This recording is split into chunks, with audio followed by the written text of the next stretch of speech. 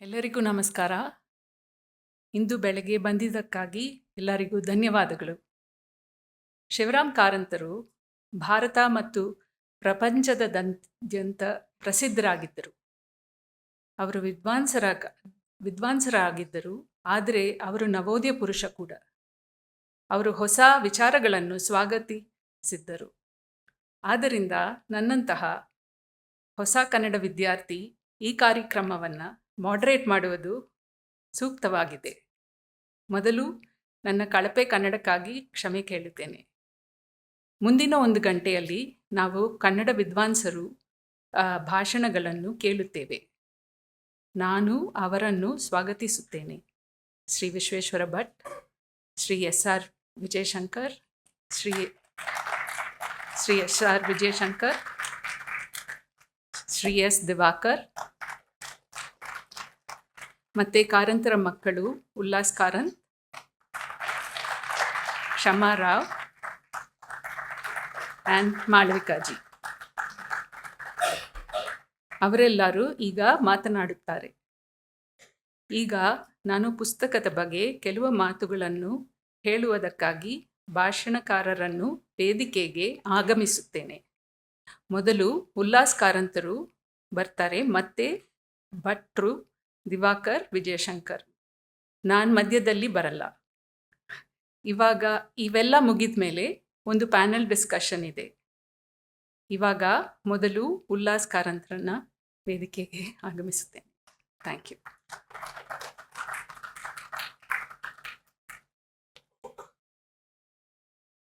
ಎಲ್ಲರಿಗೂ ನಮಸ್ಕಾರ. IPL cricket, Jagjivan Ram ಜಯಂತಿ ಎಲ್ಲವನ್ನೂ ದಾಟಿ ಮೀರಿ ಇಷ್ಟು ಜನ ಬಂದಿರೋದು ನಮಗೆ ತುಂಬ ಸಂತೋಷ ಆಗಿದೆ, ಅದು ಭಾನುವಾರ ಬೆಳಿಗ್ಗೆ.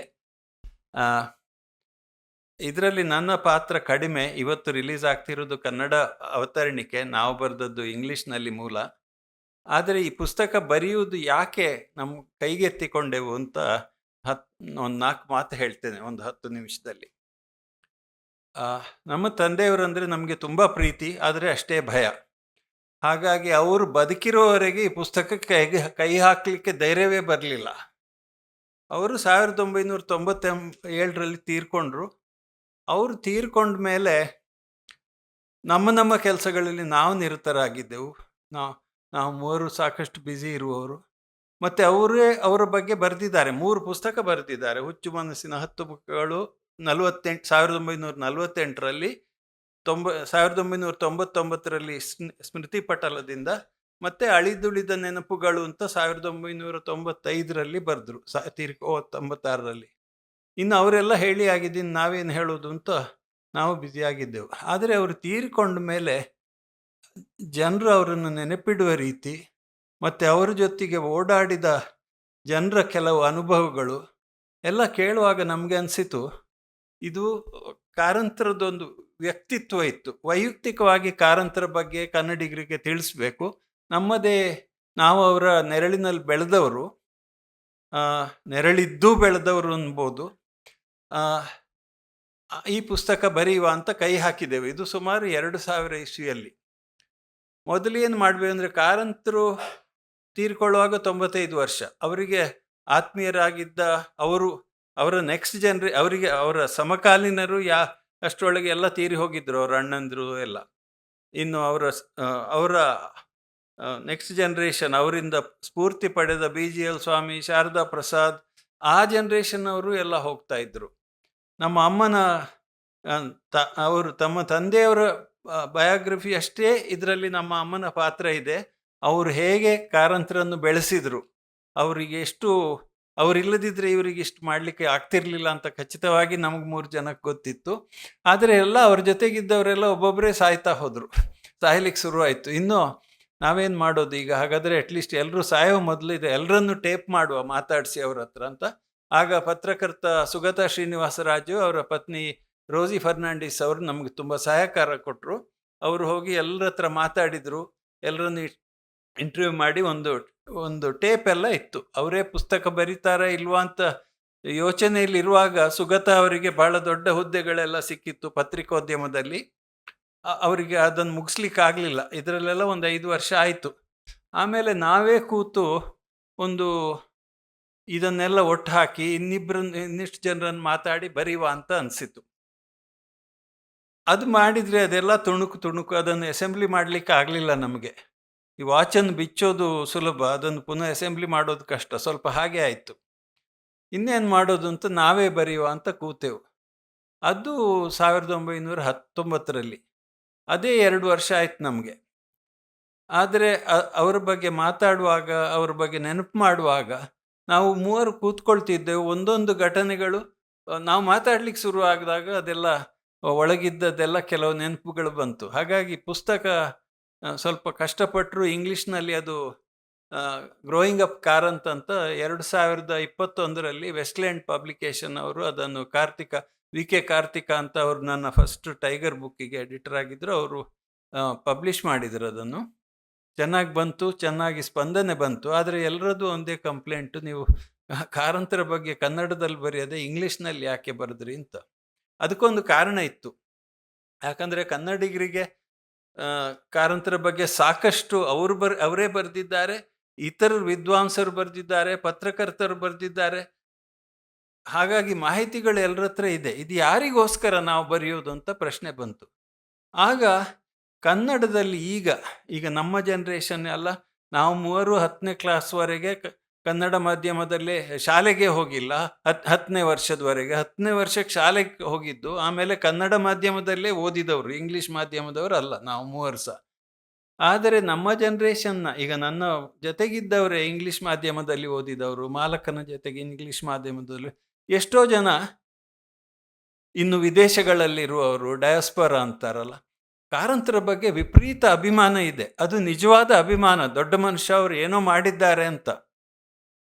ಆದರೆ ಅವರು ಏನು ಮಾಡಿದ್ದಾರೆ ಅಂತ ಯಾರಿಗೂ ಗೊತ್ತಿಲ್ಲ. ಯಾಕಂದರೆ ಇವರು ಕನ್ನಡ ಓದುವುದಿಲ್ಲ, ಅಥವಾ ಓದಿದ್ರು ಬಹಳ ಕಡಿಮೆ.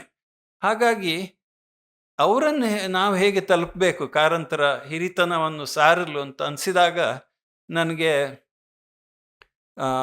ಅನಿಸಿದ್ದು, ನಾವು ಇಂಗ್ಲೀಷ್ನಲ್ಲೇ ಬರೆಯುವ ಇದನ್ನು ಅಂಥೇಳಿ ನಾವು ಬೇಕಂತಲೇ ಅದು ಇಂಗ್ಲೀಷ್ನಲ್ಲೇ ಬರೆದದ್ದು.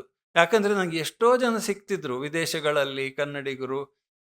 ಶಿವರಾಮ್ ಕಾರಂತರ ಮಗನ, ವಾಟ್ ಎ ಗ್ರೇಟ್ ಪೊಯೆಟ್ ಅನ್ನೋರು. ಅವರು ಪೊಯೆಟೇ ಅಲ್ಲ, 2-3 ಪೊಯೆಟ್ರಿ ಬರೆದಿದ್ದಾರೆ ಅವರು. ಬಟ್ ಬೇರೆ ಎಲ್ಲ ಮಾಡಿದ್ದಾರೆ. ಎನ್ಸೈಕ್ಲೋಪೀಡಿಯಾ ಬರೆದಿದ್ದಾರೆ, ನಾವೆಲ್ಸ್ ಬರೆದಿದ್ದಾರೆ, ಎಲೆಕ್ಷನಿಗೆ ನಿಂತು ಸೋತಿದ್ದಾರೆ, ಬೇರೆ ಎಲ್ಲ ಮಾಡಿದ್ದಾರೆ. ಪೊಯೆಟ್ರಿ ಬರೆಯುವ ಸಾಹಸಕ್ಕೊಂದು ಅವ್ರು ಹೋಗಿರಲಿಲ್ಲ.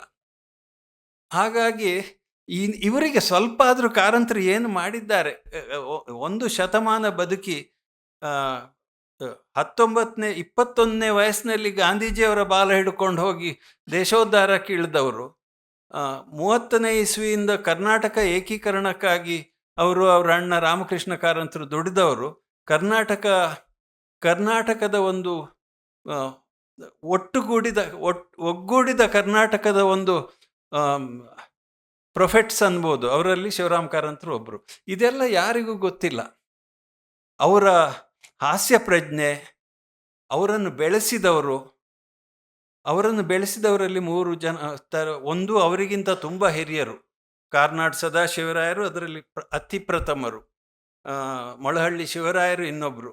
ಈ ರೀತಿ ಸಾಹಿತಿಗಳಲ್ಲಿ ಅವರ ಅಣ್ಣನ ಹಾಗಿದ್ದವರು ಡಿ.ವಿ. ಗುಂಡಪ್ಪನವರು, ಮಾಸ್ತಿಯವರು, ಅವರ ಸಮಕಾಲೀನರಾದ ಕುವೆಂಪು ಅವರು, ಇನ್ನು ಅವರಿಂದ ಪ್ರೇರಿತರಾದ ಕೆ.ವಿ. ಸುಬ್ಬಣ್ಣ, ಅನಂತಮೂರ್ತಿ, ಗಿರೀಶ್ ಕಾರ್ನಾಡ್, ಕೊನೆಗೆ ತೇಜಸ್ವಿಯವರು.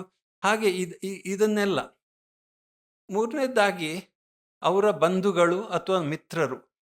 ಇವರನ್ನು ಯಾರಿಗೂ ಗೊತ್ತಿಲ್ಲ. ಅವರು ಪಬ್ಲಿಕ್ ಪರ್ಸನ್ಸ್ ಅಲ್ಲ. ಅವರು ಕಾರಂತರನ್ನು ಹೇಗೆ ಬೆಂಬಲಿಸಿದರು, ಆರ್ಥಿಕವಾಗಿ ಎದೆ ಕೊಟ್ಟು ಅವ್ರ ಜೊತೆಗೆ ಇದ್ದು, ಗುಂಡುಕುಟ್ಟಿ ಮಂಜುನಾಥಯ್ಯನವರು, ಐತಾಳ್ರು, ಅನೇಕ ಮಂದಿ, ಮಲ್ಲಿಕಾರ್ಜುನ್, ಅನೇಕ ಜನ ಅವರಿಗೆ ಗಟ್ಟಿಯಾಗಿ ಅವರೊಟ್ಟಿಗೆ ನಿಂತವರಿದ್ದರು. ಇನ್ನು ಅವರ ಸ್ಟಾಫ್ ಅಥವಾ ಸಿಬ್ಬಂದಿಯಾಗಿ ಕೆಲಸ ಮಾಡಿದವರು ಅನೇಕರಿದ್ದರು. ಇವರದ್ದೆಲ್ಲ ಪಾತ್ರ ಯಾರಿಗೂ ಗೊತ್ತಿಲ್ಲ. ಕಾರಂತರು ಅಷ್ಟು ಒಂದು ಸಂಸ್ಥೆಯಾಗಿ ಬೆಳಿಬೇಕಾದ್ರೆ ಇವರೆಲ್ಲರ ಪಾತ್ರ ಇತ್ತು. ಮತ್ತು ನಮಗೆಲ್ಲ ಆತ್ಮೀಯರಾಗಿದ್ದರು ಇವರಲ್ಲಿ ಕೆಲವರು. ಅವ್ರದ್ದೆಲ್ಲ ಸೇರಿಸಿ ಬರೆಯುವ ಅಂತ ಆ ರೀತಿ ಬರೆದೆವು. ಪುಸ್ತಕ ಇಂಗ್ಲೀಷ್ನಲ್ಲಿ ಬಂದು ಚೆನ್ನಾಗಾಯಿತು. ಅದು ಓದಿದ ದಿನ, ಅದು ನಾನು ಕೊಟ್ಟ ದಿನ, ನನಗೆ ವಿಶ್ವೇಶ್ವರ ಭಟ್ರಿಗೊಂದು ಬಹಳ ಹಳೆ ಸಂಬಂಧ. YNK ಅಂತ ದಿಗ್ಗಜ ಇದ್ದರು ಪತ್ರಿಕೋದ್ಯಮದಲ್ಲಿ. ಕರ್ನಾಟಕದಲ್ಲಿ 3 ಜನ ಹೇಳ್ಬೋದು: ಪಾಡಿಗಾರು ವೆಂಕಟರಮಣಾಚಾರ್ಯರು, ಪಾವೆಂ, YNK, ಅದರ TS ರಾಮಚಂದ್ರ ರಾವ್, ಇಂಥ ದೊಡ್ಡ ಹೆಸರುಗಳಲ್ಲಿ ಅವರು ಒಬ್ಬ ವ್ಯಕ್ತಿ. ವಿಶ್ವೇಶ್ವರ ಭಟ್ರು ಅದನ್ನು ಓದಿ ನನಗೆ ಇದನ್ನು ನಾನೇ ಕನ್ನಡಕ್ಕೆ ಮಾಡಬೇಕು, ಉಲ್ಲಾಸ ಯಾರಿಗೂ ಕೊಡಬೇಡಿ ಅಂದರು. ನಾನು ಸಂತೋಷದಿಂದ ಒಪ್ಪಿಕೊಂಡೆ. ನಾವು ಆ YNK ಅವರ ಗರಡಿಯಲ್ಲಿ ಬೆಳೆದವರು. ಅವ್ರು ನನಗಿಂತ 10-15 ವರ್ಷ ಸಣ್ಣವರು, ಬಟ್ ಅವರ ಒಂದು ಪೀಳಿಗೆ ಇದೆ. YNKಯನ್ನು ಬೆಳೆಸಿದವರಲ್ಲಿ ನಾವೆಲ್ಲ ಇದ್ದೇವೆ ಅದರಲ್ಲಿ. ಅವರು ಬರವಣಿಗೆಗೆ ಕೈ ಹಾಕಿದರು. ಅವರು ಪರ್ಫೆಕ್ಷನಿಸ್ಟು. ಹಾಗಾಗಿ ಅದು ಮನುಷ್ಯನ ಹೆರಿಗೆ 9-10 ತಿಂಗಳಾದರೆ ಇದು 1.5 ವರ್ಷದ ಹೆರಿಗೆ ಆಯ್ತು. ಸ್ವಲ್ಪ ಕಾಲಾವಕಾಶ ತಗೊಂಡ್ರು. ಆದರೆ ಪುಸ್ತಕ ಬಂದಾಗ ಮಾತ್ರ ಅನುವಾದ ಮಾಡಿದ ರೀತಿ, ಯಾಕಂದರೆ ಅನೇಕ ಅನುವಾದಗಳು ಅದರ ಒರಿಜಿನಲ್ ಮಟ್ಟಕ್ಕೆ ಹೋಗುವುದಿಲ್ಲ. ಆದರೆ ಇದು ಒಂದು ವಿಶಿಷ್ಟ ಪುಸ್ತಕ. ಇದಕ್ಕೆ ನಾನು ಹೆಚ್ಚು ಹೇಳುವುದಿಲ್ಲ, ಪುಸ್ತಕ ಓದಿದರೆ ನಿಮಗೆ ಗೊತ್ತಾಗ್ತದೆ. ಆದರೆ ಕಾರಂತರಿಗೆ ಅತ್ಯಂತ ಹತ್ತಿರ ಇದ್ದ ರಾಶಿ ಡಾಕ್ಟರ್ ಶಿವರಾಮ್ ಅವರ ಮಗ ಡಾಕ್ಟರ್ ಓಂ ಪ್ರಕಾಶ್, ಮಾಲಕ್ಕನಿಗೆ ತುಂಬ ಬೇಕಾದವರು. ಅವರು ಪುಸ್ತಕ ಓದಿ ಮಾಲಕ್ಕ ಇದು ಇಂಗ್ಲೀಷ್ ಮೂಲಕ್ಕಿಂತ ಚೆನ್ನಾಗಿ ಓದಿಸ್ಕೊಂಡು ಹೋಗ್ತದೆ ಅಂದರು. ನನಗೆ ಅದು ಭಾಳ ಸಂತೋಷ ಆಯಿತು. ಹಾಗಾಗಿ ಭಟ್ರು ಇವತ್ತಿದ್ದಾರೆ ಇಲ್ಲಿ, ನನ್ನ ನಂತರ ಅವರು ಮಾತಾಡಲಿದ್ದಾರೆ. ಆಮೇಲೆ ಕಾರಂತರ ಬಗ್ಗೆ ಅತಿ ಆಳಕ್ಕಾಗಿ ಇಳಿದವರು, ಆಲ್ಮೋಸ್ಟ್ ಬೋರ್ವೆಲ್ ತೋಡಿದ ಹಾಗೆ ವಿಜಯಶಂಕರ್ ಅವರಿದ್ದಾರೆ. ಆಮೇಲೆ ದಿವಾಕರ್ ಅವರು ಕನ್ನಡದ ಲೇಖಕ ಮಾತ್ರ ಅಲ್ಲ, ವಿಮರ್ಶಕ ಮಾತ್ರ ಅಲ್ಲ, ಅವರು DVG ಅವರ ಗ್ರ್ಯಾಂಡ್ ನೆವ್ಯೂ. ಅದೊಂದು ಬೇರೆ. ನಮ್ಮ ಅಮ್ಮನಿಗೆ DVGಗೆ ತುಂಬ ಆಪ್ತತೆ ಇತ್ತು, ಪತ್ರವ್ಯವಹಾರ ತುಂಬ ನಡೀತಾ ಇತ್ತು. ಅದು ಬರೆದಿದ್ದೇವೆ ಈ ಪುಸ್ತಕದಲ್ಲಿ. ಅವರಿದ್ದಾರೆ. ಮತ್ತು ನನ್ನ ಮಿತ್ರ ಶೋಭಾ ಅವರು ಕರ್ನಾಟಕದಿಂದ ಹೊರಗೆ ಬಂದು ಕನ್ನಡವನ್ನು ಕಲಿತು ಕನ್ನಡದ ಪತಾಕೆ ಹಾರಿಸಿದವರಲ್ಲಿ ಮೊದಲನೆಯವರು ಚಿರಂಜೀವಿ ಸಿಂಗ್. ನಮಗೆ ಈ ಪುಸ್ತಕ ಬರೀರಿ ಅಂತ ಕಾಟ ಕೊಟ್ಟದ್ರಲ್ಲಿ ಅವರಿಗೆ ಪ್ರಥಮ ಸ್ಥಾನ. ಈ ಪುಸ್ತಕದ ರಿಲೀಸಿಗೆ ಅದೇ ರೀತಿ ದಾರಿ ಹಿಡಿದು ಹೋಗ್ತಿರುವ ಶೋಭಾ ನಾರಾಯಣ್ ಅವರು ಕನ್ನಡಿಗರಲ್ಲದಿದ್ದರೂ ಕನ್ನಡದ ಆಳಕ್ಕೆ ಇಳಿದು ಅದನ್ನು ಆಸ್ವಾದಿಸಿ ಅದನ್ನು ಇಂಗ್ಲಿಷ್, ಹಿಂದೂಸ್ತಾನ್ ಟೈಮ್ಸ್ ಇತ್ಯಾದಿ ಪತ್ರಿಕೆಗಳಲ್ಲಿ, ಕೊಲಂಬಿಯಾದಲ್ಲಿ ಜರ್ನಲಿಸಮ್ನಲ್ಲಿ ಕಲ್ತವರು.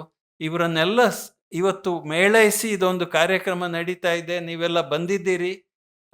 ಪುಸ್ತಕಗಳು ಇದೆ ಹೊರಗಡೆ, ಕಾರಂತರ ಪುಸ್ತಕಗಳು ಇವೆ, ನಮ್ಮ ಪುಸ್ತಕಗಳು ಇವೆ. ಆದಷ್ಟು ಕೊಂಡುಕೊಳ್ಳಿ, ಇಲ್ಲಿ ಬೇರೆಯವರಿಗೂ ಕೊಂಡುಕೊಳ್ಳಿಕ್ಕೆ ಹೇಳಿ. ಇಷ್ಟು 4 ಮಾತು ಹೇಳ್ತೇವೆ. ಈಗ ಕಾರ್ಯಕ್ರಮದಲ್ಲಿ ನನ್ನ ನಂತರ ವಿಶ್ವೇಶ್ವರ ಭಟ್ರು ಮಾತಾಡಲಿದ್ದಾರೆ. ಆಮೇಲೆ 15 ನಿಮಿಷ, ಆಮೇಲೆ ದಿವಾಕರ್ ಅವರು 15 ನಿಮಿಷ, ವಿಜಯಶಂಕರ್ ಅವರು 15 ನಿಮಿಷ ಮಾತಾಡಿದ ಮೇಲೆ ನಾವು ಒಂದು ಪ್ಯಾನೆಲ್ ಡಿಸ್ಕಷನ್ ಉಂಟು. ಅದರಲ್ಲಿ ನಾನು, ಮಾಲವಿಕಾ ಮತ್ತು ಕ್ಷಮಾ ಮತ್ತು ವಿಶ್ವೇಶ್ವರ ಭಟ್ರು, ಶೋಭಾ ಅವರು ಆ ಪ್ಯಾನೆಲ್ ನಡೆಸಿಕೊಳ್ತಾರೆ. ನಿಮಗೆಲ್ಲರಿಗೂ ಸ್ವಾಗತ. ಎಲ್ಲರಿಗೂ ಧನ್ಯವಾದಗಳು. ಇವತ್ತಿನ ಈ ಕಾರ್ಯಕ್ರಮದಲ್ಲಿ ಉಪಸ್ಥಿತರಿರುವಂಥ ಈ ಗ್ರಂಥಕರ್ತರು, ಆತ್ಮೀಯರಾದಂಥ ಉಲ್ಲಾಸ್ ಕಾರಂತ್ ಅವರೇ, ಕ್ಷಮಾರಾವ್ ಅವರೇ, ಮಾಲವಿಕಾ ಕಪೂರ್ ಅವರೇ, ನನ್ನ ಆತ್ಮೀಯ ಸ್ನೇಹಿತರಾದಂಥ S ದಿವಾಕರ್ ಅವರೇ, SR ವಿಜಯಶಂಕರ್ ಅವರೇ, ವೇದಿಕೆಯಲ್ಲಿ ಉಪಸ್ಥಿತರಿರುವಂಥ ಹಿರಿಯರಾದಂಥ ಡಾಕ್ಟರ್ ಅಜಯ್ ಕುಮಾರ್ ಸಿಂಗ್ ಅವರೇ, ಸನ್ಮಿತ್ರರಾದಂಥ ಚಿರಂಜೀವಿ ಸಿಂಗ್ ಅವರೇ, ಹಾಗೂ ಎಲ್ಲ ಕನ್ನಡದ ಕಾರಂತರ ಸನ್ಮಿತ್ರರೇ,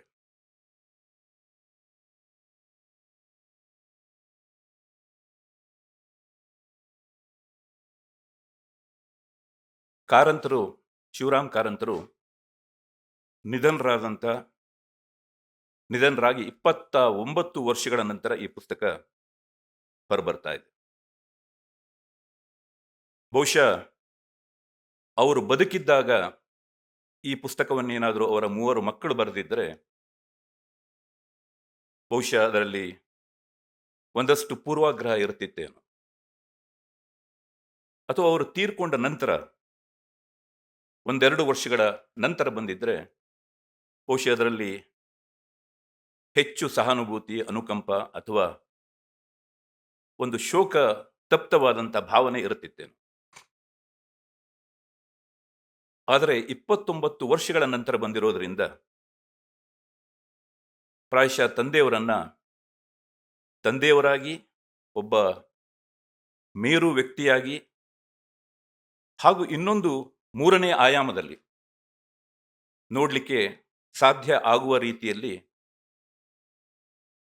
ಬಹುಶಃ ಕಾರಂತರನ್ನ ನೋಡಲಿಕ್ಕೆ ಆ ಮೂವರಿಗೂ ಕೂಡ ಸಾಧ್ಯ ಆಗಿರಲಿಕ್ಕೆ ಸಾಕು. ಕಾರಂತರು ಒಂದೇ ತೆಕ್ಕೆಗೆ ಸಿಗುವಂತಹ ಒಬ್ಬ ವ್ಯಕ್ತಿ ಅಲ್ಲ. ಸಾಮಾನ್ಯವಾಗಿ ದೊಡ್ಡ ವ್ಯಕ್ತಿಗಳ ಮಕ್ಕಳಿಗೆ ಅಥವಾ ಅವರ ಹೆಂಡತಿಗೆ ತಮ್ಮ ತಂದೆಯನ್ನ ಅಥವಾ ತನ್ನ ಗಂಡನನ್ನ ಅರ್ಥ ಮಾಡಿಕೊಳ್ಳುವಂಥದ್ದು ಬಹಳ ಕಷ್ಟ. ನಾನು ಇದು ಹೇಳಿದ್ರೆ ಎಷ್ಟು ಸರಿನೋ ಗೊತ್ತಿಲ್ಲ, ಆದರೂ ಹೇಳ್ತೀನಿ. ವಾಮನ್ ಬೇಂದ್ರೆಯವರನ್ನು ನಾನು ವಿದ್ಯಾರ್ಥಿ ದೆಸೆಯಲ್ಲಿದ್ದಾಗ ಧಾರವಾಡದಲ್ಲಿ ಒಮ್ಮೆ ಭೇಟಿ ಮಾಡಿದ್ದೆ. ವಾಮನ್ ಬೇಂದ್ರೆಯವರ ಹತ್ರ ಕೇಳಿದೆ, ನಿಮ್ಮ ತಂದೆಯವರ ಬಗ್ಗೆ ನಿಮಗೆ ಏನನ್ಸುತ್ತೆ ಅಂತ. ನಾವು ಆಗಾಗ ಭೇಟಿ ಮಾಡ್ತಾ ಇದ್ದೆ ನಾನು ಅವ್ರನ್ನ. ಅವ್ರ ಬಗ್ಗೆ ಏನು ಹೇಳಲಿಕ್ಕಿದೆ? ಒಂದಷ್ಟು ಕವನಗಳನ್ನು ಬರೆದಿದ್ದಾರೆ.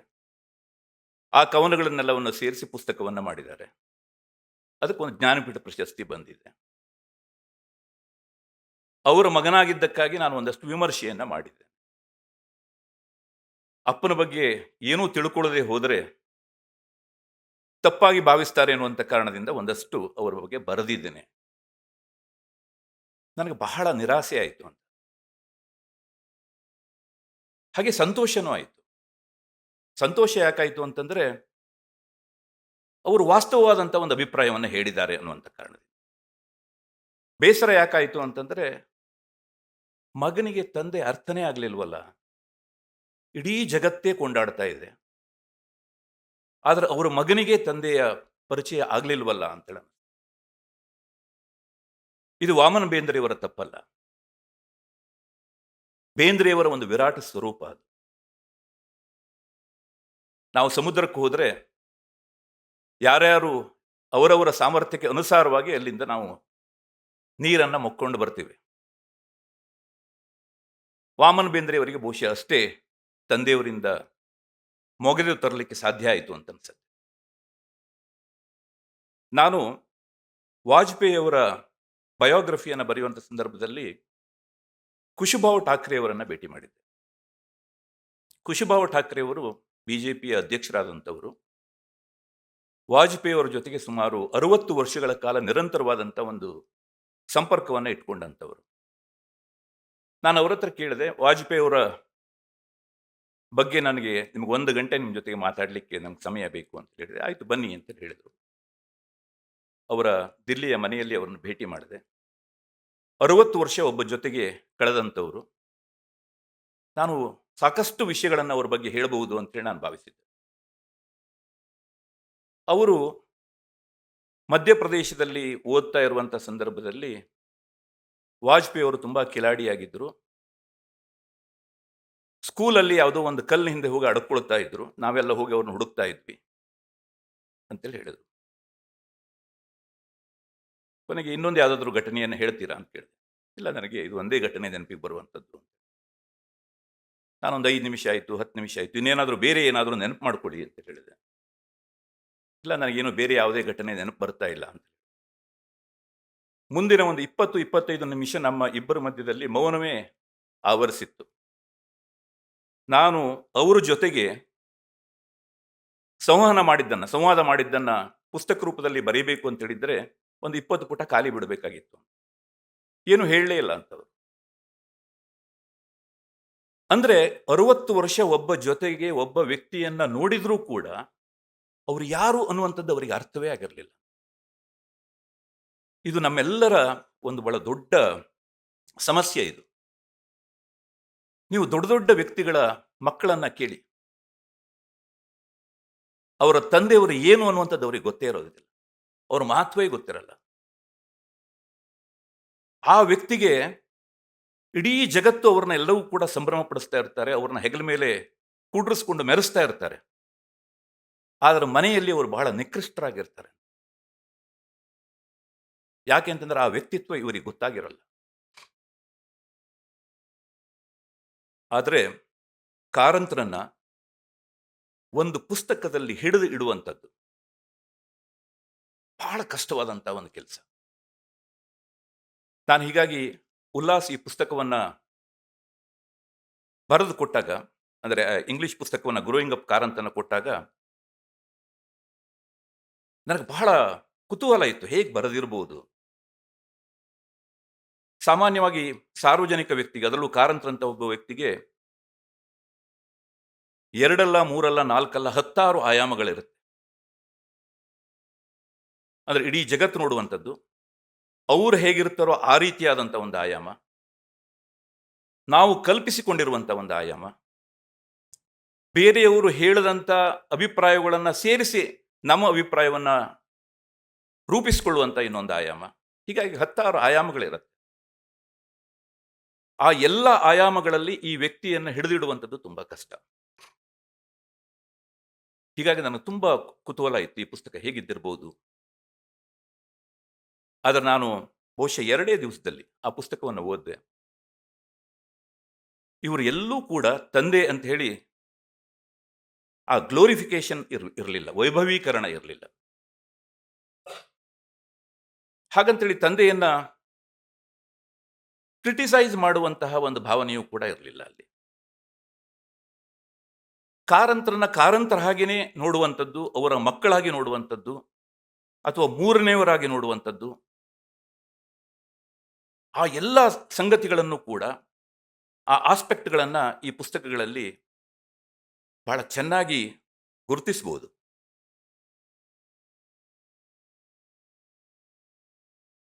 ನಾನು ತಂದೆಯವರು ಬರೆದಂತಹ, ಅಂದರೆ ಅವರ ಮಕ್ಕಳು ಬರೆದಂತಹ ಅನೇಕ ಕೃತಿಗಳನ್ನು ನಾನು ಓದಿದ್ದೇನೆ. ಅದರಲ್ಲಿ ಮಕ್ಕಳು ಅಥವಾ ಹೆಂಡತಿ ಯಾಕೆ ಸೋಲ್ತಾರೆ ಅಂತಂದ್ರೆ, ಅವರ ಗ್ರಹಿಕೆಯಲ್ಲಿ ಬಹಳ ದೊಡ್ಡ ಒಂದು ಕೊರತೆ ಇರುತ್ತೆ. ಆದರೆ ಈ ಕೃತಿಯಲ್ಲಿ 3 ಸೇರಿ ಬರೆದಿದ್ದಾರೆ. 3 ಪ್ರತ್ಯೇಕವಾಗಿ ಬರೀಬಹುದಿತ್ತು, ಆದರೆ 3 ಸೇರಿ ಒಂದು ಕೃತಿಯಲ್ಲಿ ಬರೆಯುವಂಥದ್ದು ಇದು ಒಂದು ರೀತಿ ವಿಶೇಷವೇ ಇದು. ಬಹುಶಃ ಈ ರೀತಿಯಾದಂಥ ಪ್ರಯತ್ನ ಕನ್ನಡದಲ್ಲಿ ಆಗಿದ್ದಿದ್ರೆ ಬಹುಶಃ ದಿವಾಕರ್ ಹೇಳಬೇಕು. ನಿಮಗೆ ಎಲ್ಲೂ ಕೂಡ ರಿಪಿಟೇಷನ್ ಅಂತೇಳಿ ಅನ್ಸಲ್ಲ. ಕಾರಂತರ ಒಂದು ವ್ಯಕ್ತಿತ್ವವನ್ನು ನೋಡುವಂತಹ ಒಂದು ದೊಡ್ಡ ಪ್ರಯತ್ನ. ನನಗನ್ಸುತ್ತೆ ಈ ಕೃತಿಯಲ್ಲಿ ಕಾರಂತರು 3 ಮಕ್ಕಳಿಗೂ ಕೂಡ ಸಿಕ್ಕಿದ್ದಾರೆ ಅಂತವರು. ತಂದೆಯವರು ಸಿಕ್ಕಿದ್ದಾರೆ ಅವರಿಗೆ. ತಂದೆಯವರನ್ನ ಅತ್ಯಂತ ಸಮರ್ಥವಾಗಿ ಅರ್ಥ ಮಾಡಿಕೊಳ್ಳುವಂಥ ಒಂದು ಪ್ರಯತ್ನವನ್ನ ಅವರು ಈ ಕೃತಿಯಲ್ಲಿ ಮಾಡಿದ್ದಾರೆ. ಕಾರಂತರ ಸಣ್ಣ ಪುಟ್ಟ ಗುಣದೋಷಗಳು, ಗುಣಕಥನಗಳ ಜೊತೆಗೆ ಗುಣದೋಷಗಳನ್ನು ಕೂಡ ಅವರು ಗುರುತಿಸುವಂತ ಒಂದು ಪ್ರಯತ್ನವನ್ನು ಕೂಡ ಇದರಲ್ಲಿ ಮಾಡ್ತಾರೆ. ಕಾರಂತರು ನಮ್ಮ ಕಣ್ಣಿಗೆ ಎಷ್ಟು ದೊಡ್ಡವರಾಗಿ ಕಾಣ್ತಾರೋ ಅದನ್ನ ಅವರು ಹೇಳದೇನೆ ನಮ್ಮ ಮನಸ್ಸಿನಲ್ಲಿ ಅದನ್ನ ಸ್ಥಾಯಿ ರೂಪದಲ್ಲಿ ಇಡುವಂತ ಒಂದು ಪ್ರಯತ್ನವೂ ಕೂಡ ಈ ಕೃತಿಯಲ್ಲಿ ಇದೆ. ಬಹುಶಃ ಇದು ಕಾರಂತರಿಗೆ ಅವರ ಮಕ್ಕಳು ಸಲ್ಲಿಸಿದಂತ ಬಹಳ ದೊಡ್ಡ ಶ್ರದ್ಧಾಂಜಲಿ ಅಂತೇಳಿ ನಾನು ಅನ್ಕೊಂಡಿದ್ದೇನೆ. ಅದನ್ನ ನಾವು ಶ್ರದ್ಧಾಂಜಲಿ ಸಲ್ಲಿಸ್ತಾ ಇದ್ದೇವೆ ಅನ್ನುವಂಥದ್ದನ್ನ ಹೇಳದೆ ಆ ರೂಪದ ಒಂದು ಭಾವನೆ ಈ ಅಕ್ಷರಾಂಜಲಿಗಳಲ್ಲಿ ಬಂದಿರುವಂಥದ್ದನ್ನ ನಾವು ಇದರಲ್ಲಿ ಕಾಣ್ತೇವೆ ಅಂತ. ನಿಜಕ್ಕೂ ಇದು ಒಂದು ರೀತಿ, ನಾನು really I enjoyed the translation. ನಾನು ಈ ಕೃತಿಯಲ್ಲಿ ಸುಮಾರು 10 ಪುಟಗಳ ನನ್ನ ಮತ್ತು ಕಾರಂತರ ಸಣ್ಣ ಅನುಸಂಧಾನ, ನನ್ನ ಒಡನಾಟ ಮತ್ತು ಅವರ ಕೃತಿಗಳ ಬಗ್ಗೆ ನನ್ನ ಅಭಿಪ್ರಾಯವನ್ನು ಕೂಡ ನಾನು ಇದರಲ್ಲಿ ಬರೆದಿದ್ದೇನೆ. ನಾನು ಅದರ ಬಗ್ಗೆ ಹೇಳಲಿಕ್ಕೆ ಹೋಗೋದಿಲ್ಲ.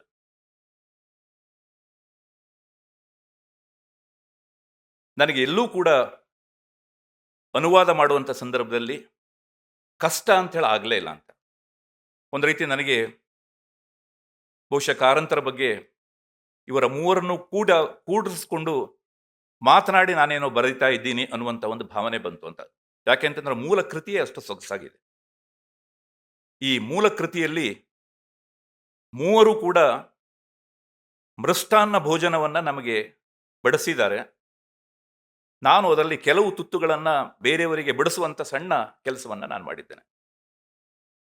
ಈ ಕೃತಿಯ ಸಂಪೂರ್ಣ ಹೆಗ್ಗಳಿಕೆ, ಇದರ ಶ್ರೇಯಸ್ಸು ಆ ಮೂವರಿಗೆ ಸಲ್ಲಬೇಕು. ಅನುವಾದದ ದೋಷಗಳೇನಾದರೂ ಇದ್ರೆ ಅದು ನನಗೆ ಸೇರಿದ್ದು. ನಮಸ್ಕಾರ. ಎಲ್ಲರಿಗೂ ನಮಸ್ಕಾರ.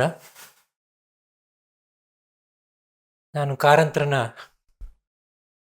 7-8 ಸಲ ಭೇಟಿ ಮಾಡಿದ್ದೆ. ಅದರ 2 ಪ್ರಸಂಗವನ್ನು ನಾನು ಮೊದಲು ಹೇಳೋದಕ್ಕೆ ಇಷ್ಟಪಡ್ತೇನೆ.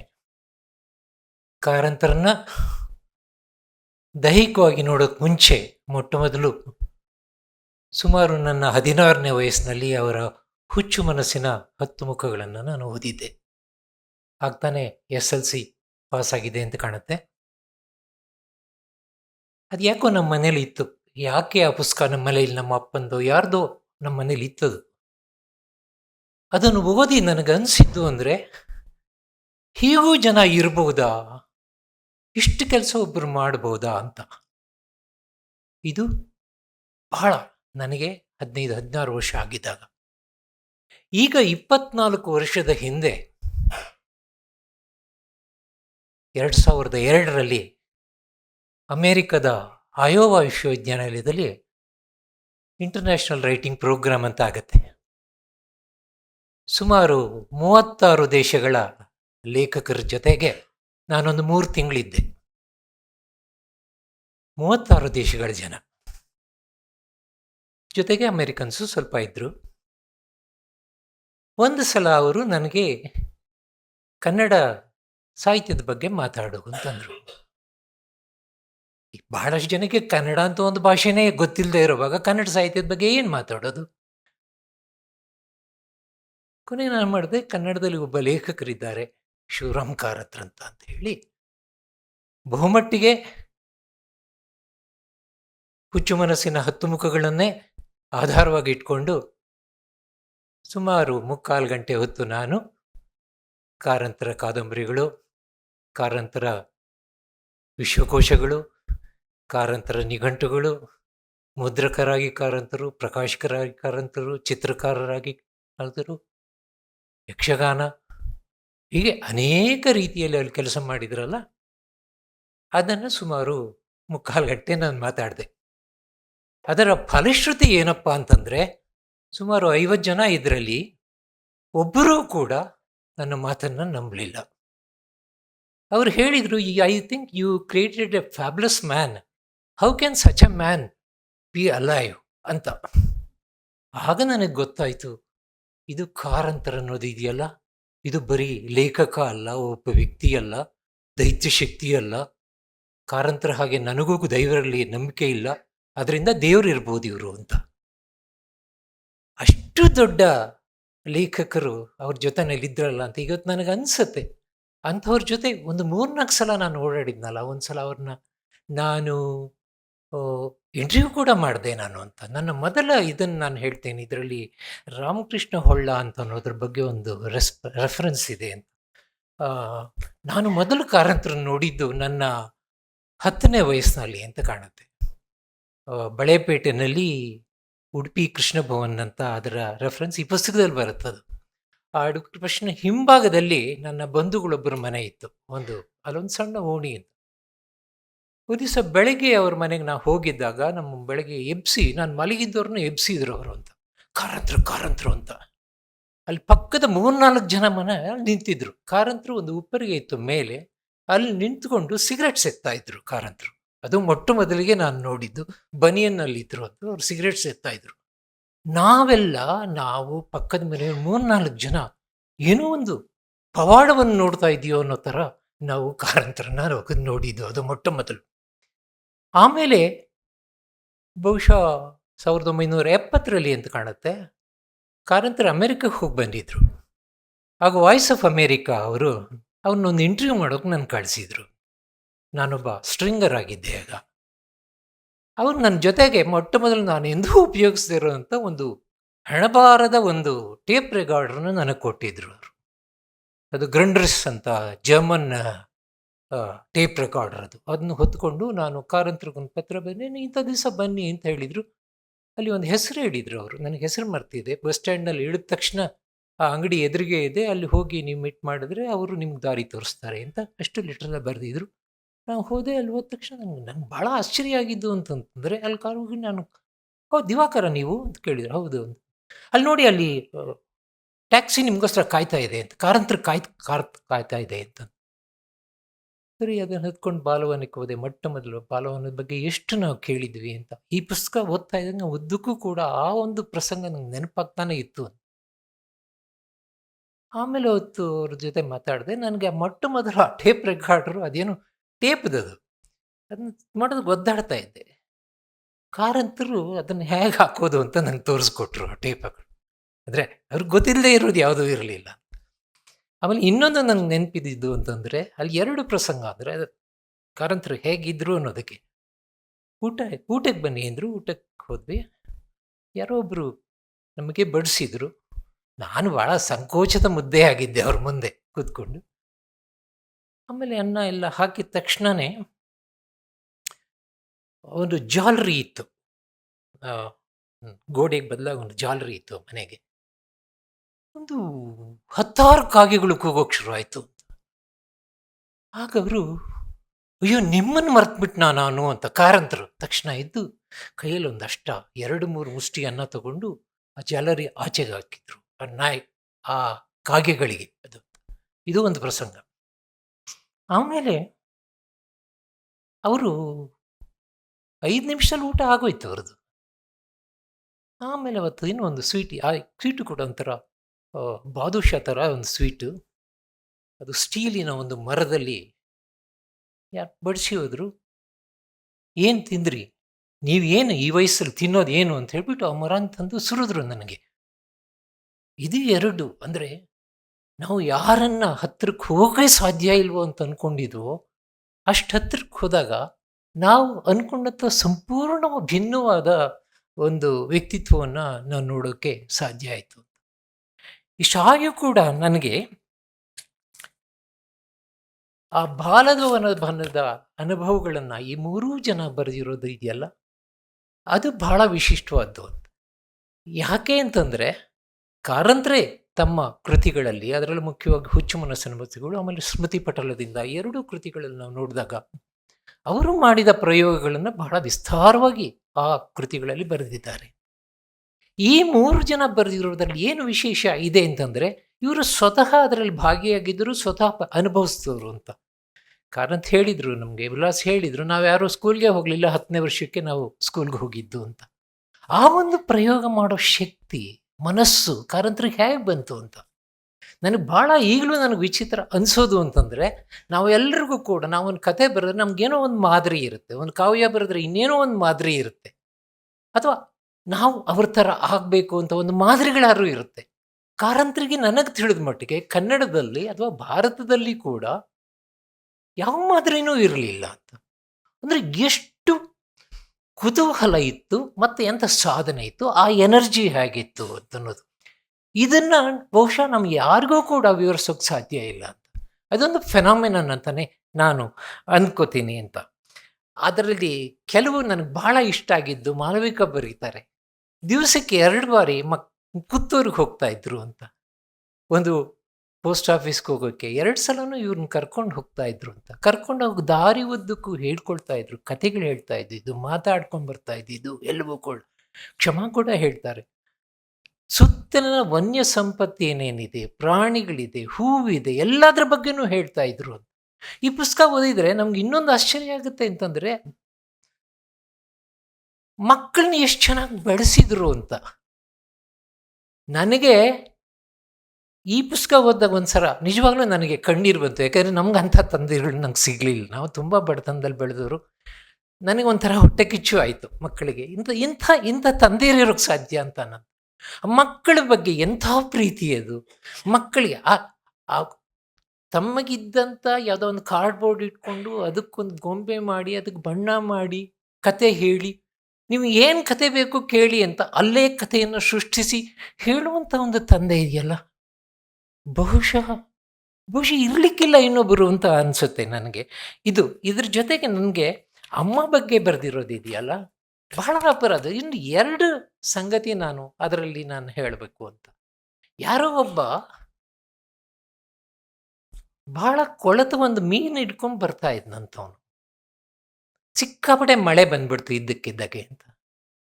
ಕಾರಂತರ ಪತ್ನಿ, ಇವರ ತಾಯಿ, ಒಂದು ಕೊಡೆ ಹಿಡ್ಕೊಂಡು ಹೋಗಿ ಹತ್ರ ಬಾನ್ಯಾಕೆ ಅಂತ.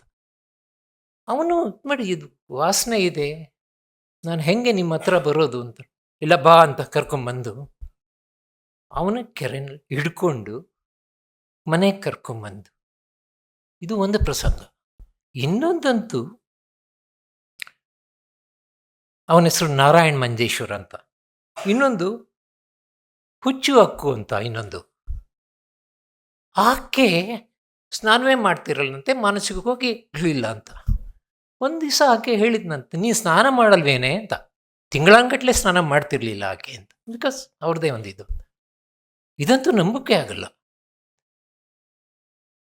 ಒಂದು ದಿವಸ ನನಗೆ ಯಾರು ಸ್ನಾನ ಮಾಡಿಸ್ತಾರೆ ಅಂದ್ರಂತೆ. ಬಾ ಮಾಡಿಸ್ತೀನಿ ಅಂತ.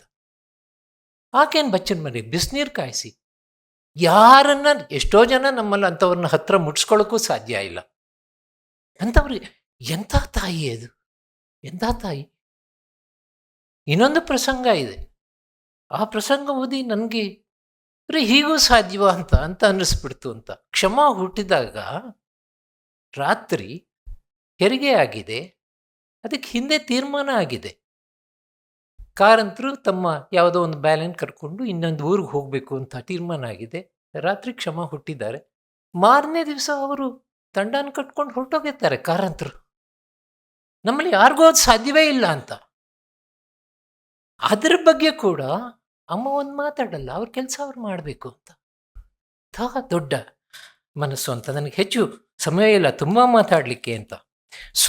ಮಾಲವಿಕಾ ಬಹುಶಃ ತುಂಬ ಸ್ವಾಭಿಮಾನಿ ಅಂತ ಕಾಣುತ್ತೆ. ಮಾಧವಿಕಾ ಉಳಿದ 3 ಜನರ ಮಕ್ಕಳಲ್ಲಿ ತುಂಬ ಸ್ವಾಭಿಮಾನಿ ಅಂತ. ಬಹುಶಃ ಎಲ್ಲರೂ ತಾತ ಅಂತಾರೆ ತಂದೆನ. ಎಲ್ಲರನ್ನು ಬಹುಶಃ ಇವರೆಲ್ಲರಿಗಿಂತ ಹೆಚ್ಚು ತಾತನ್ನ ಪ್ರಶ್ನೆ ಮಾಡಿರೋದು ಈ ಪುಸ್ತಕ ಓದಿದ್ರೆ ಮಾಲವಿಕಾ ಅಂತಾನೆ ಅನಿಸುತ್ತೆ ಅಂತ. ಆಮೇಲೆ ಅವರು ಒಂದು ಇದು ಹೇಳ್ತಾರೆ, ಅವರು ಕೆಲವು ಪ್ರಸಂಗ, ಈ ಥರದ ಪ್ರಸಂಗಗಳು ಯಾರು ಚರಿತ್ರಕಾರರು ಬರೆಯೋಕ್ಕಾಗಲ್ಲ ಅಂತ. ಕಾರಂತರು ಅದು ಚಿತ್ರ ಮಾಡಿ ಇನ್ನೆಂದೋ ಬಣ್ಣ ಮಾಡಿ ಯಾವಾಗಲೂ ಬೆರಳುಗಳಲ್ಲಿ ಬಣ್ಣ ಹಚ್ಕೊಳ್ತಾನೆ, ಬಣ್ಣನೇ ಹಚ್ಕೊಂಡಿರ್ತಿತ್ತಂತೆ. ಬಣ್ಣವಾಗಿದೆ, ತೊಳೆದ್ರೂ ಹೋಗ್ತಾ ಇರಲಿಲ್ಲ. ಅದಕ್ಕೆ ಕಾರಂತರು ಚಮಚದಲ್ಲಿ ಊಟ ಮಾಡ್ತಾ ಇದ್ರು ಅಂತ. ಇವೆಲ್ಲ ಭಾಳ ಲೇಖಕರು ಮಾತ್ರ ಮಾಡೋವಂಥ ಅಬ್ಸರ್ವೇಷನ್ ಇದು. ತಂದೆ ಇದ್ರ ಬಗ್ಗೆ ಬಹಳ ಅದ್ಭುತವಾದ ಅಬ್ಸರ್ವೇಷನ್ಸು ಇದರಲ್ಲಿ ಇದೆ ಅಂತ. ಆಮೇಲೆ ಅವರು ಆ ಕಾಲದಲ್ಲಿ ಬರ್ತಾ ಇದ್ದಂಥ ದೊಡ್ಡ ಲೇಖಕರ ಬಗ್ಗೆ ಮಾಸ್ತಿ, ವಿ.ಸಿ. ಶ್ರೀರಂಗ, DVG, KV ಅಯ್ಯರ್, ಇವರೆಲ್ಲರ ಜೊತೆ ಒಡನಾಟ, ಅವರೆಲ್ಲರೂ ಅಲ್ಲಿ ಬರ್ತಾ ಇದ್ದಿದ್ದು. ಆಮೇಲೆ ಕಾರಂತರ ಯುರೋಪ್ ಪ್ರವಾಸದ ಬಗ್ಗೆ ಇದೆಲ್ಲ. ಮತ್ತು ಕಾರಂತರ ಪತ್ನಿ ಲೀಲಾ ಕಾರಂತರಿಗೆ ಸ್ವಲ್ಪ ಮಾನಸಿಕವಾಗಿ ಅಸ್ತಿತ್ವ ಬಂದಾಗ ಸುಮಾರು ದಶಕಗಳು, 1-2 ದಶಕಗಳು ಅವರು ಹೇಗೆ ಅದನ್ನು ನಿಭಾಯಿಸಿದ್ರು ಅಂತ ಹೇಳಿಬಿಟ್ಟು, ಅವ್ರದ್ದೊಂದು ವೈಯಕ್ತಿಕವಾಗಿ ಲೀಲಾ ಕಾರಂತರದೊಂದು ಸ್ಥಿತಿ, ಆ ಸ್ಥಿತಿ ಇದೆಯಲ್ಲ, ಅದಕ್ಕೆ ಕಾರಂತರು ಹೇಗೆ ಬಟ್ ಮಕ್ಕಳೆಲ್ಲ ಹೇಗೆ ಪ್ರತಿಕ್ರಿಯಿಸಿದರು ಅಂತ ಹೇಳಿಬಿಟ್ಟು ಇಲ್ಲೊಂದು ಪ್ರಸಂಗ ಬರುತ್ತೆ ಅಂತ. ಅದರಲ್ಲಿ ಕಾರಂತರು ಯುರೋಪ್ ಪ್ರವಾಸ ಮಾಡಿದ್ದಾಗ ಮಾಲವಿಕಾಗೆ ಒಂದು ದಿವಸ ಅವರ ತಾಯಿ ಹೇಳಿದ್ರಂತೆ, ನನ್ನ ಮೇಲೆ ದೇವಿ ಬಂದಿದ್ದಾಳೆ, ನನ್ನ ಕಾಲಿಗೆ ನಮಸ್ಕಾರ ಮಾಡು ಅಂತ. ಅಂದರೆ ಸಣ್ಣ ವಯಸ್ಸಿನ ಮಕ್ಕಳು ಅವರೆಲ್ಲ ಅದನ್ನು ಹೇಗೆ, ಅಂಥ ಸಂದರ್ಭಗಳನ್ನು ಹೇಗೆ ನಿಭಾಯಿಸಿದ್ದಾರೆ ಅದನ್ನು ನನಗೆ ಊಹಿಸ್ಕೊಳ್ಳೋಕ್ಕೂ ಸಾಧ್ಯ ಇಲ್ಲ. ಆ ಥರದ ವ್ಯಕ್ತಿತ್ವ ಅಂತ ಹೇಳಿಬಿಟ್ಟು. ಆಮೇಲೆ ಇನ್ನೊಂದು ಹೇಳ್ತಾರೆ, ಒಬ್ಬ ಮನೆಗೆಲ್ಸಿದ ಹೆಂಗಸು ಒಬ್ಬ ಮಾಟ ಮಂತ್ರದ ಬಗ್ಗೆ ಮಾತಾಡಿದಾಗ ಮಾಲವಿಕಾ ಏನೋ ಸ್ವಲ್ಪ ವ್ಯಂಗ್ಯವಾಗಿ ಏನೋ ಮಾತಾಡಿದ್ದಕ್ಕೆ ಮೊಟ್ಟ ಮೊದಲ ಬಾರಿಗೆ ಆ ಥರ ಮಾತಾಡಬಾರ್ದು ಇನ್ನೊಬ್ಬರ ಬಗ್ಗೆ ಅಂತ ಹೇಳಿ ಹೊಡಿತಾರೆ ಅಂತ ಕೆನ್ನೆಗೆ ಬಾರಿಸಿದ್ರು ಅಂತ ಹೇಳ್ತಾರೆ. ಅದು ಯಾರು ತಾಯಿ. ಇವೆಲ್ಲ ನಾವು ಕಾರಂತರ ಬಗ್ಗೆ ನಾವು ತಿಳ್ಕೊಂಡಿರುವ ಒಂದು ದೈವ ಅಂತ ಆ ಒಂದು ಎತ್ತರ ಸ್ಥಾನ ಇದು. ಇದು ತೀರಾ ಮನುಷ್ಯ ಲೆವೆಲ್ನಲ್ಲಿ ಬರುವಂಥದ್ದು. ತೀರಾ ಮನುಷ್ಯರಾಗಿ ನೋಡಿದಾಗ ಈ ಥರದ ಸಣ್ಣ ಸಣ್ಣ ವಿವರಗಳು ಕೂಡ ಬರುತ್ತೆ ಅಂತ. ಯಾವಾಗಲೂ ನಮ್ಮ ಸಾಹಿತ್ಯ ಏನಾಗಿರುತ್ತೆ, ತೀರಾ ಸಾಮಾನ್ಯರ ಬಗ್ಗೆನೇ ಯಾವಾಗಲೂ ಸಾಹಿತ್ಯ ಇರುತ್ತೆ. ಯಾವುದೇ ಕತೆ ಕೊಡಿ, ಕಾದಂಬರಿ ತಗೊಳ್ಳಿ, ಕಾವ್ಯ ತಗೊಳ್ಳಿ, ಎಲ್ಲರೂ ಕೂಡ ಇರುವಂಥದ್ದು ಸಾಮಾನ್ಯರ ಮೂಲಕ ಒಂದು ಸಮಷ್ಟಿಯನ್ನು ನಾವು ನೋಡ್ತಾ ಇರ್ತೀವಿ ಸಾಹಿತ್ಯದಲ್ಲಿ.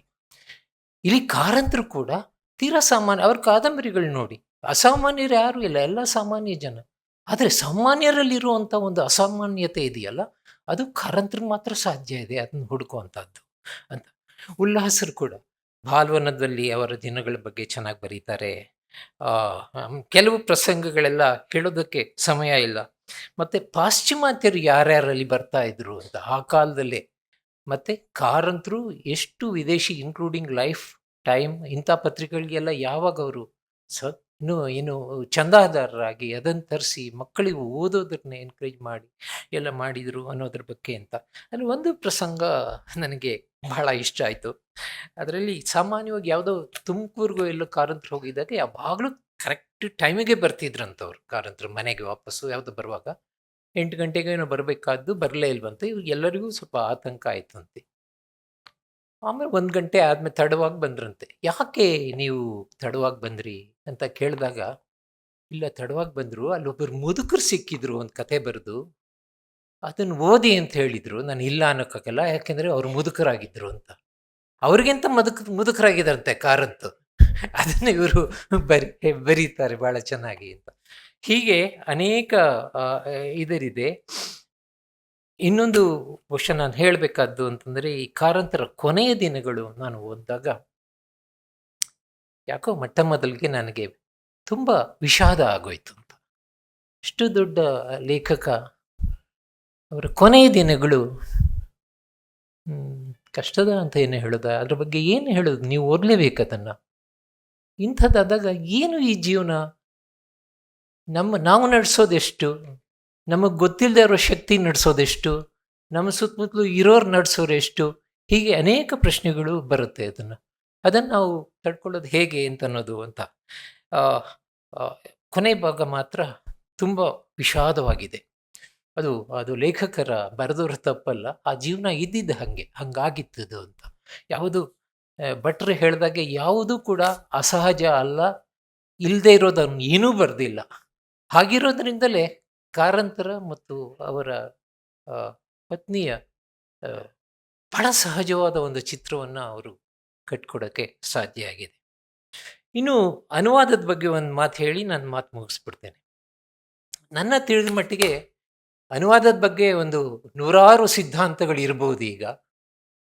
ಆದರೆ ನನಗಟ್ಟೋದ ಮಟ್ಟಿಗೆ ಯಾವುದು ನಿಜವಾದ ಅನುವಾದದ ಯಶಸ್ಸು ಅಂದರೆ, ಅನುವಾದಕನಿಗೆ ಏನು ಮುಖ್ಯವಾಗಬೇಕು ಅಂತಂದರೆ, ಮೂಲ ಲೇಖಕನ ಈ ವಿಷಯದಲ್ಲಿ ಮೂರು ಲೇಖಕರ ಟೋನ್ ಹಿಡಿಯೋದು ಅಂತ. ಅದು ಕನ್ನಡದಲ್ಲಿ ಧಾಟಿ ಅಂತ ಹೇಳೋಣ, ಟೋನ್. ಈ ಟೋನ್ ಅಂತ ಇದೆಯಲ್ಲ ಇಂಗ್ಲೀಷಲ್ಲಿ, ಈ ಟೋನ್ನಲ್ಲಿ ಏನೇನು ಬರುತ್ತೆ ಅಂತಂದರೆ, ಲೇಖಕರ ನಿಲುವು ಕೂಡ ಬರುತ್ತೆ, ಲೇಖಕರ ವಿಮರ್ಶಾತ್ಮಕ ಒಂದು ಪರಿಜ್ಞಾನವೂ ಬರುತ್ತೆ, ಲೇಖಕರ ನಂಬಿಕೆಗಳೂ ಇರುತ್ತೆ. ಇವೆಲ್ಲ ಸ್ಪಷ್ಟವಾಗಿ ಇಲ್ಲದೆ ಇರ್ಬೋದು, ಅಗೋಚರವಾಗಿ. ಆದರೆ ಆ ಟೋನಿನ ಜೊತೆಗೆ ಇವೆಲ್ಲವೂ ಬರ್ತಾ ಇರುತ್ತೆ. ಲೇಖಕರ ನಿಲುವು ಇರ್ಬೋದು, ಅವರ ವಿಮರ್ಶಾತ್ಮಕ ದೃಷ್ಟಿ ಇರ್ಬೋದು, ಮತ್ತು ಜೀವನ ದೃಷ್ಟಿ ಇರ್ಬೋದು, ಇವೆಲ್ಲವೂ ಕೂಡ ಅದರ ಜೊತೆಯಲ್ಲಿ ಬರ್ತಾ ಇರುತ್ತದೆ. ಸೊ ಈ ಒಬ್ಬ ಮೂಲ ಲೇಖಕನ ಒಂದು ಟೋನ್ ಹಿಡಿದ್ರೆ ಅರ್ಧ ಯಶಸ್ವಿಯಾದಾಗೆ ಇದರಲ್ಲಿ ಯಾವ ಅನುವಾದದಲ್ಲಿ ಅಂತ. ಇದು ನನ್ನ ದೃಷ್ಟಿನಲ್ಲಿ ಬಹಳ ಅತ್ಯುತ್ತಮವಾದ ಅನುವಾದ ಅಂತ. ಯಾಕೆ ಅಂತಂದರೆ, ಭಟ್ಟರು 3 ಜನರ ಟೋನ್ ಧಾಟಿಯನ್ನು ಹಿಡಿದಿದ್ದಾರೆ. ಅದರಲ್ಲಿ ಮೂವರು ಇರೋದ್ರಿಂದ ನೋಡ್ತಿದ್ದೀನಿ, 3 ಬೇರೆ ಬೇರೆ ಧ್ವನಿಗಳವರು. ಈಗ ಉಲ್ಲಾಸ್ ಕಾರಂತರ ಮಾತು ಬಂದಾಗ, ಉಲ್ಲಾಸ್ ಕಾರಂತರಲ್ಲಿ ಒಂದು ಐರನಿ ಇದೆ. ಇದು ಆ ಮಾತಲ್ಲಿ ಅವ್ರ ಮಾತಲ್ಲಿ ಅವರು ಬರೆಯುವಾಗ ಒಂದು ಕ್ರಿಟಿಕಲ್ ಅಂಶ ಇದೆ, ಒಂದು ಐರನಿ ಇದೆ. ಅಲ್ಲಲ್ಲೇ ಆ ಐರನಿ ಬರುತ್ತೆ. ಈ ಅನುವಾದ ನಾನು ಇಂಗ್ಲೀಷನ್ನು ಓದಿದ್ದೀನಿ, ಅನುವಾದದಲ್ಲಿ ಕೂಡ ಆ ಐರನಿ ಬರುತ್ತೆ. ವಿಮರ್ಶಾತ್ಮಕ ದೃಷ್ಟಿ ಇದೆ. ಈ ಉಳಿದ ಇಬ್ಬರಲ್ಲಿ ಇಲ್ಲದೆ ಇರುವಂಥ ಒಂದು ವಿಶಿಷ್ಟವಾದ ವಿಮರ್ಶಕ ಸೃಷ್ಟಿ ಉಲ್ಲಾಸಲ್ಲಿದೆ. ಅದು ಈ ಅನುವಾದದಲ್ಲಿ ಬಂದಿದೆ. ಮಾಲವಿಕದಲ್ಲಿ ನಾನು ಮೊದಲೇ ಹೇಳಿದಾಗೆ ಒಂದು ಆತ್ಮವಿಶ್ವಾಸದ ದನಿ ಇದೆ. ಅದು ಕಾರಂತರಲ್ಲಿ ಎಂಥ ಒಂದು ಆತ್ಮವಿಶ್ವಾಸ ಇತ್ತು ಅದು ಇದೆ. ಆ ಧಾಟಿ ಕೂಡ ಈ ಅನುವಾದದಲ್ಲಿದೆ ಅಂತ. ಮತ್ತು ಪ್ರಶ್ನಿಸುವ ಮನೋಭಾವ ಯಾವುದು ಮಾಲವಿಕ ಹತ್ರ. ಕ್ಷಮಾರಾವಲ್ಲಿ ಇವರಿಬ್ಬರಿಗಿಂತ ಭಿನ್ನವಾದ ಒಂದು ಸೌಂದರ್ಯ ಪ್ರಜ್ಞೆ ಇದೆ. ಅದು ಅವರ ಮಾತಲ್ಲಿ ಒಂದು ಲಿರಿಸಿಸಮ್ ಇದೆ. ಅದು ಉಳಿದಿಬ್ಬರಲ್ಲಿ ಇಲ್ಲದೆ ಇರುವಂಥ ಒಂದು ಲಿರಿಸಿಸಮು ಆ ಇಬ್ಬರ ಮಾತಲ್ಲಿದೆ. ಆ ಮಾತಿನ ಒಂದು ಧಾಟಿ ಇದೆಯಲ್ಲ, ಅದು ಈ ಅನುವಾದದಲ್ಲಿದೆ. ಅಂದರೆ ಇಷ್ಟು ವಿಭಿನ್ನ ಧಾಟಿಗಳಿಗೆ, ಇಷ್ಟು ವಿಭಿನ್ನ 3 ಜನ ವಿಭಿನ್ನವಾದ ಮಾತುಗಳಿಗೆ, ಭಾಷೆಗಳಿಗೆ ಒಂದೊಂದಕ್ಕೂ ಅನನ್ಯವಾದ ಒಂದು ಭಾಷೆ ಇದೆಯಲ್ಲ, ಆ ಭಾಷೆಯನ್ನು ಅನುವಾದದಲ್ಲಿ ಅವರು ತಂದಿದ್ದಾರೆ. ಆದ್ದರಿಂದ ಇದೊಂದು ಯಶಸ್ವಿ ಭಾಷಾಂತರ ಅಂತ. ಕೊನೆಗೆ ಒಂದೇ ಒಂದು ಮಾತು ಹೇಳಿ ನಾನು ಹೇಳ್ತೀನಿ. ಬಹುಶಃ ಇಷ್ಟು ನಾನು ಮಾತಾಡೋದಕ್ಕೆ ನನಗೆಷ್ಟು ಯೋಗ್ಯತೆ ಇದೆ ಅಂತ. ಯಾಕೆ ಅಂತಂತಂದರೆ, ನಾನು ಈ ಪುಸ್ತಕದಲ್ಲಿ 2-3 ಕಡೆ DVG ರೆಫರೆನ್ಸ್ ಬರುತ್ತೆ. ನಮ್ಮ ಉಲ್ಲಾಸ್ ಕೂಡ ಮೊದಲು ಮಾತಾಡಿದರು DVG ಅಂದರೆ DVG ಹೇಗೆ ಸಂಪರ್ಕ ಇತ್ತು ಅಂತ. DVG ಹೇಗಿದ್ರು ಅನ್ನೋದಕ್ಕೆ ಒಂದು ಉದಾಹರಣೆ, ನಂದೇ ಒಂದು ಉದಾಹರಣೆ ಕೊಟ್ಬಿಟ್ಟು ನಾನು ಮಾತು ಮುಗಿಸ್ತೀನಿ. ಅದೇನು ಅಂತಂದರೆ, ಸುಮಾರು 64-65ರಲ್ಲಿ ನಾನೊಂದು ಕೆಲಸದಲ್ಲಿದ್ದೆ. ಆಗ ನನ್ನ ಸಂಬಳ 80 ರೂಪಾಯಿ. ಒಂದು ಸಣ್ಣ ಕೆಲಸ, ಒಂದು ಟೈಪಿಸ್ಟ್ ಕೆಲಸ ಇದ್ದೆ. ಕಷ್ಟ, ನನ್ನ ಕೆಲಸ ಮಾಡಬೇಕಾಯ್ತು. ಅಲ್ಲಿಂದ ಆಚೆಗೆ ನಾನು ಸ್ವಲ್ಪ ಲೆಫ್ಟಿಸ್ಟ್ ಆಗಿದ್ದರಿಂದ ನನಗೊಂದು ಬೇರೆ ಒಂದು ಕೆಲಸ ಸಿಕ್ತು.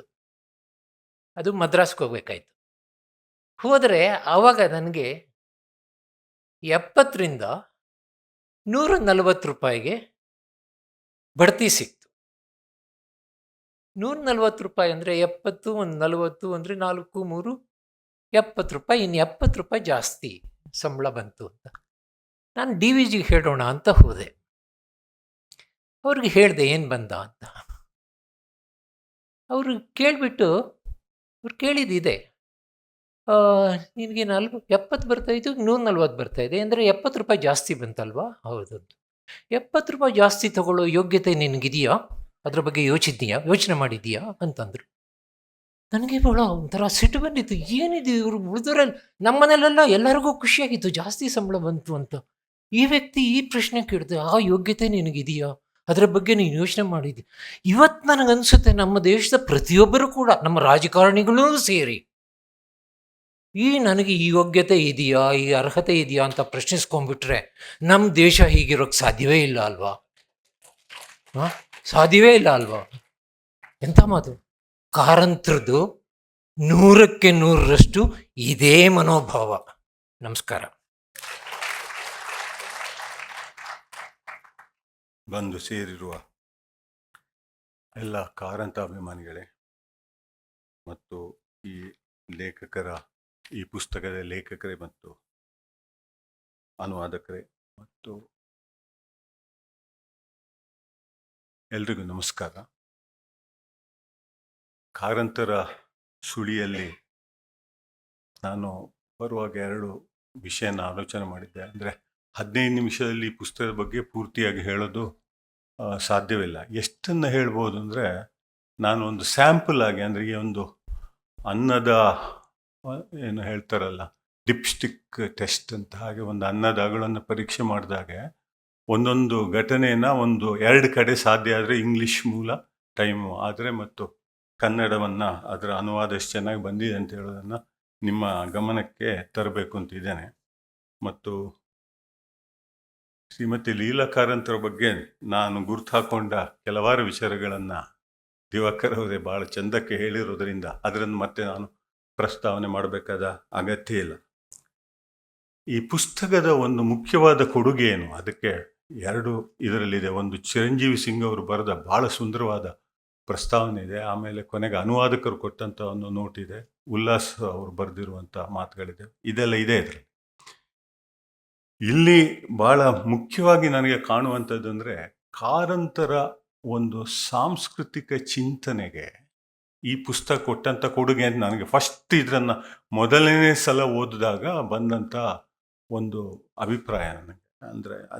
ಅಂದರೆ ಕಾರಂತರ ಸಂಸ್ಕೃತಿ ಚಿಂತನೆ ಅಂದರೆ ಏನು ಅಂದರೆ ಅವರಲ್ಲಿ 3 ಅಂಶಗಳನ್ನು ನಾನು ಗುರುತಿಸ್ತೇನೆ. ಒಂದು ಸಂಸ್ಕೃತಿ ಚಿಂತನೆ, ಅದರ ಭಾಗವಾಗಿ ಬದುಕಿನ ಚಿಂತನೆ ಮತ್ತು ತರುಣ ಜನಾಂಗದ ಕುರಿತಾದ ಕಾಳಜಿ. ಈ 3 ಕಾರಂತರ ಸಂಸ್ಕೃತಿ ಚಿಂತನೆಯ ಭಾಗ.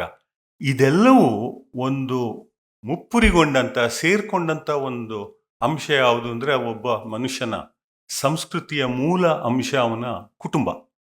ಆ ಕುಟುಂಬದ ಬಗ್ಗೆ ನಮಗೆ ಸಿಗುವಂತ ಅನೇಕ ಒಳನೋಟಗಳು ಇಷ್ಟು ಹತ್ತಿರದಿಂದ ಈ ರೀತಿಯಲ್ಲಿ ಈ ಮೊದಲು ಕನ್ನಡದಲ್ಲಿ ಸಿಕ್ಕಿರಲಿಲ್ಲ. ಕಾರಂತರ ಬಗ್ಗೆ ಅವರು ಅನೇಕ ಆಪ್ತರು ಬರೆದಿದ್ದಾರೆ. ಅವರದ್ದೇ 3 ಬಯೋಗ್ರಫೀಸ್ ಇದೆ. ಹುಚ್ಚು ಮನಸ್ಸಿನ 10 ಮುಖಗಳು ಮತ್ತು ಸ್ಮೃತಿ ಪಟಲದಿಂದ ಭಾಗಗಳು ಮತ್ತು ಅಳಿದುಳಿದ ನೆನಪುಗಳು. ಇದರಲ್ಲಿ ಅನೇಕ ವಿವರಗಳನ್ನು ಹೇಳಿದ್ದಾರೆ. ನನಗೆ ಬಹಳ ಸ್ಪಷ್ಟವಾಗಿ ನೆನಪಿರುವುದು ಸ್ಮೃತಿ ಪಟಲದಿಂದ ಕೊನೆಗೆ ಅವರು ಹೇಳಿದಂಥ ಒಂದು ಮಾತು. ಲೀಲಾ ಕಾರಂತ್ ಅವರು ತೀರ್ಕೊಂಡಾಗ ಆ ಚಾಪ್ಟರ್ ಎಂಡ್ ಆಗೋದು ಹೇಗೆ ಅಂದರೆ, ಈ ತನಕ ನನಗೆ ಮನೆಗೆ ಬಂದವರನ್ನು ಯಾರನ್ನಾದರೂ ಒಂದು ಅತಿಥಿ ಸತ್ಕಾರವನ್ನು ಮಾಡಬಲ್ಲೆ ಎಂಬ ವಿಶ್ವಾಸವಿತ್ತು.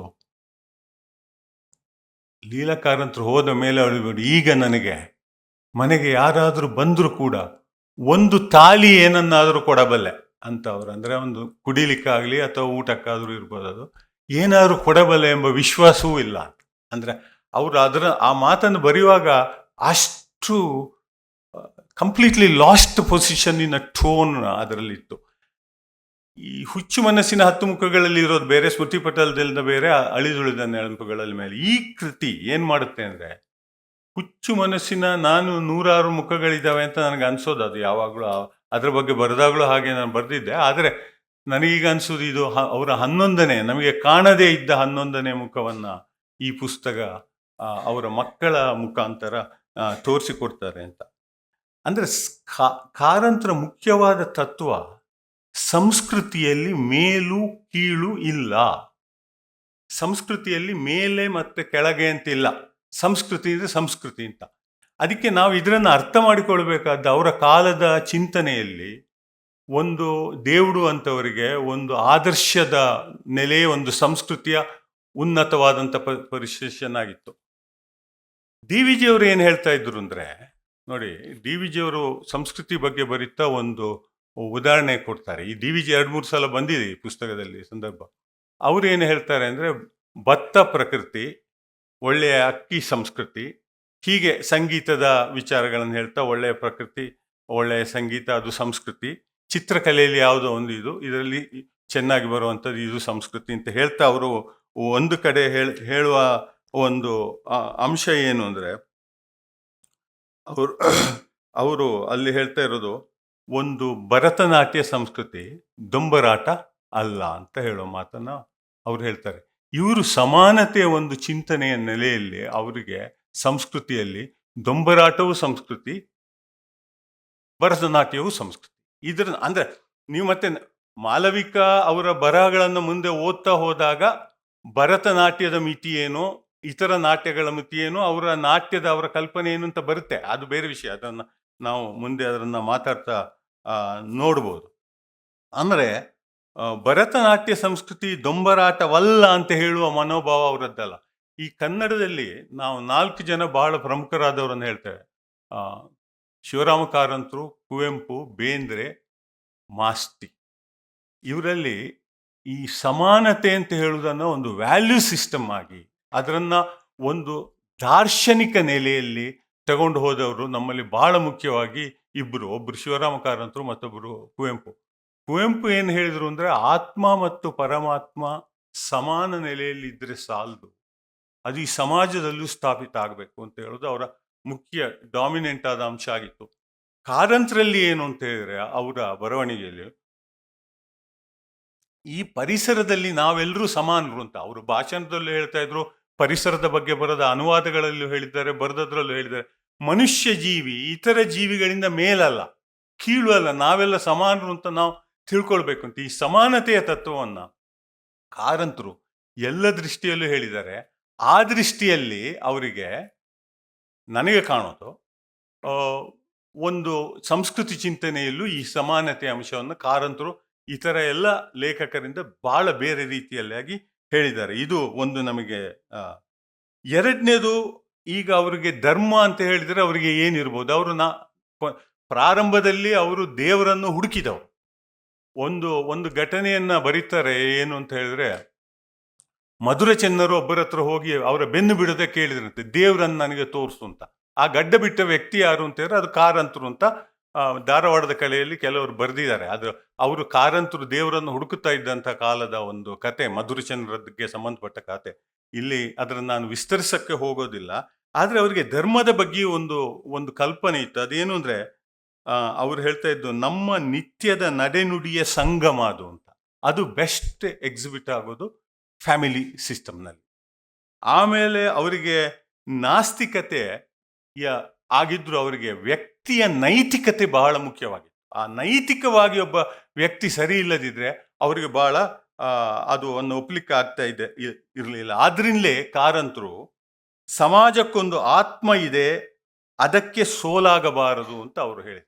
ಆ ಸಮಾಜದ ಆತ್ಮ, ಈ ಮಾತು ಸೋತ ಭಾರತ ಅಂತ ನಾವೀಗ ತುಂಬ ಉಪಯೋಗಿಸ್ತೇವಲ್ಲ ಆ ಫ್ರೇಸ್, ಅದರ ಮೊದಲು ಆ ಫ್ರೇಸಿನ ಮೊದಲು ಕಾರಂತರದ್ದೊಂದು ಫ್ರೇಸ್ ಇದೆ. ಅವರು ಹೇಳಿದ್ದು ಅಂದರೆ, ಸಮಾಜಕ್ಕೊಂದು ಆತ್ಮ ಅಂತ ಇದೆ, ಅದಕ್ಕೆ ಸೋಲಾಗದಾಗ ನೋಡಿಕೊಳ್ಳಿ, ಅದರ ಮೂಲ ಸಸ್ಟೈನಿಂಗ್ ಅಂಶ ನೈತಿಕತೆ ಅಂತ ಹೇಳುವ ತಂತ್ರ. ಈ ಪುಸ್ತಕದ ತಂತ್ರ ಹೇಗೆ ಅಂತ ಹೇಳಿದ್ರೆ, ಹಳ್ಳಿಯ 10 ಸಂಸ್ಥರು ಅಂತ ಹೇಳುವ ಒಂದು ಪುಸ್ತಕ ಇದೆ. ಅದನ್ನ ಇಲ್ಲಿ ಆಸಕ್ತರು ಓದಬೇಕು. ಓದದಿದ್ರೆ ಖಂಡಿತ, ಅದು ಯಾರಾದರೂ ಓದದವರಿದ್ರೆ ಖಂಡಿತ ಅದು ರಾಮಾಯಿತಾಳ್ರು, ಅಲ್ಲಿ ಜೀವನದ ಹಲವು ಮುಖಗಳಿವೆ. ಇವರು ಲೇಖಕರು ಅದೇ ತಂತ್ರವನ್ನು ಒಂದು ರೀತಿಯಲ್ಲಿ ನಾವು ವಿಸ್ತರಿಸಿಕೊಂಡಿದ್ದೇವೆ ಅಂತ ಅವರು ಹೇಳ್ತಾರೆ. ನಮಗೆ ಕಾರಂತರಲ್ಲಿ ಅವರ ಕಾವ್ಯ ಅಂದರೆ ಅವರ ಟೈಟಲ್ಸ್, ಅಂದರೆ ಕಾರಂತರ ಕಾವ್ಯ ಅಂತ ನಾವು ಹೇಳುವುದು ಅವರ ಕಾದಂಬರಿಯ ಹೆಸರುಗಳು. ನಂಬಿದವರ ನಾಲ್ಕು ನರಕ, ಮರಳಿ ಮಣ್ಣಿಗೆ, ಹೆತ್ತಳ ತಾಯಿ, ನೀವು ಅವರನ್ನು ಅವರ ಕೃತಿಯನ್ನು ಬೇಕಾದ್ರೂ ನೋಡಿ. ಅವರದ್ದು ಆಳ ನಿರಾಳ ಅಂತ ಒಂದು ಪುಸ್ತಕ ಇದೆ.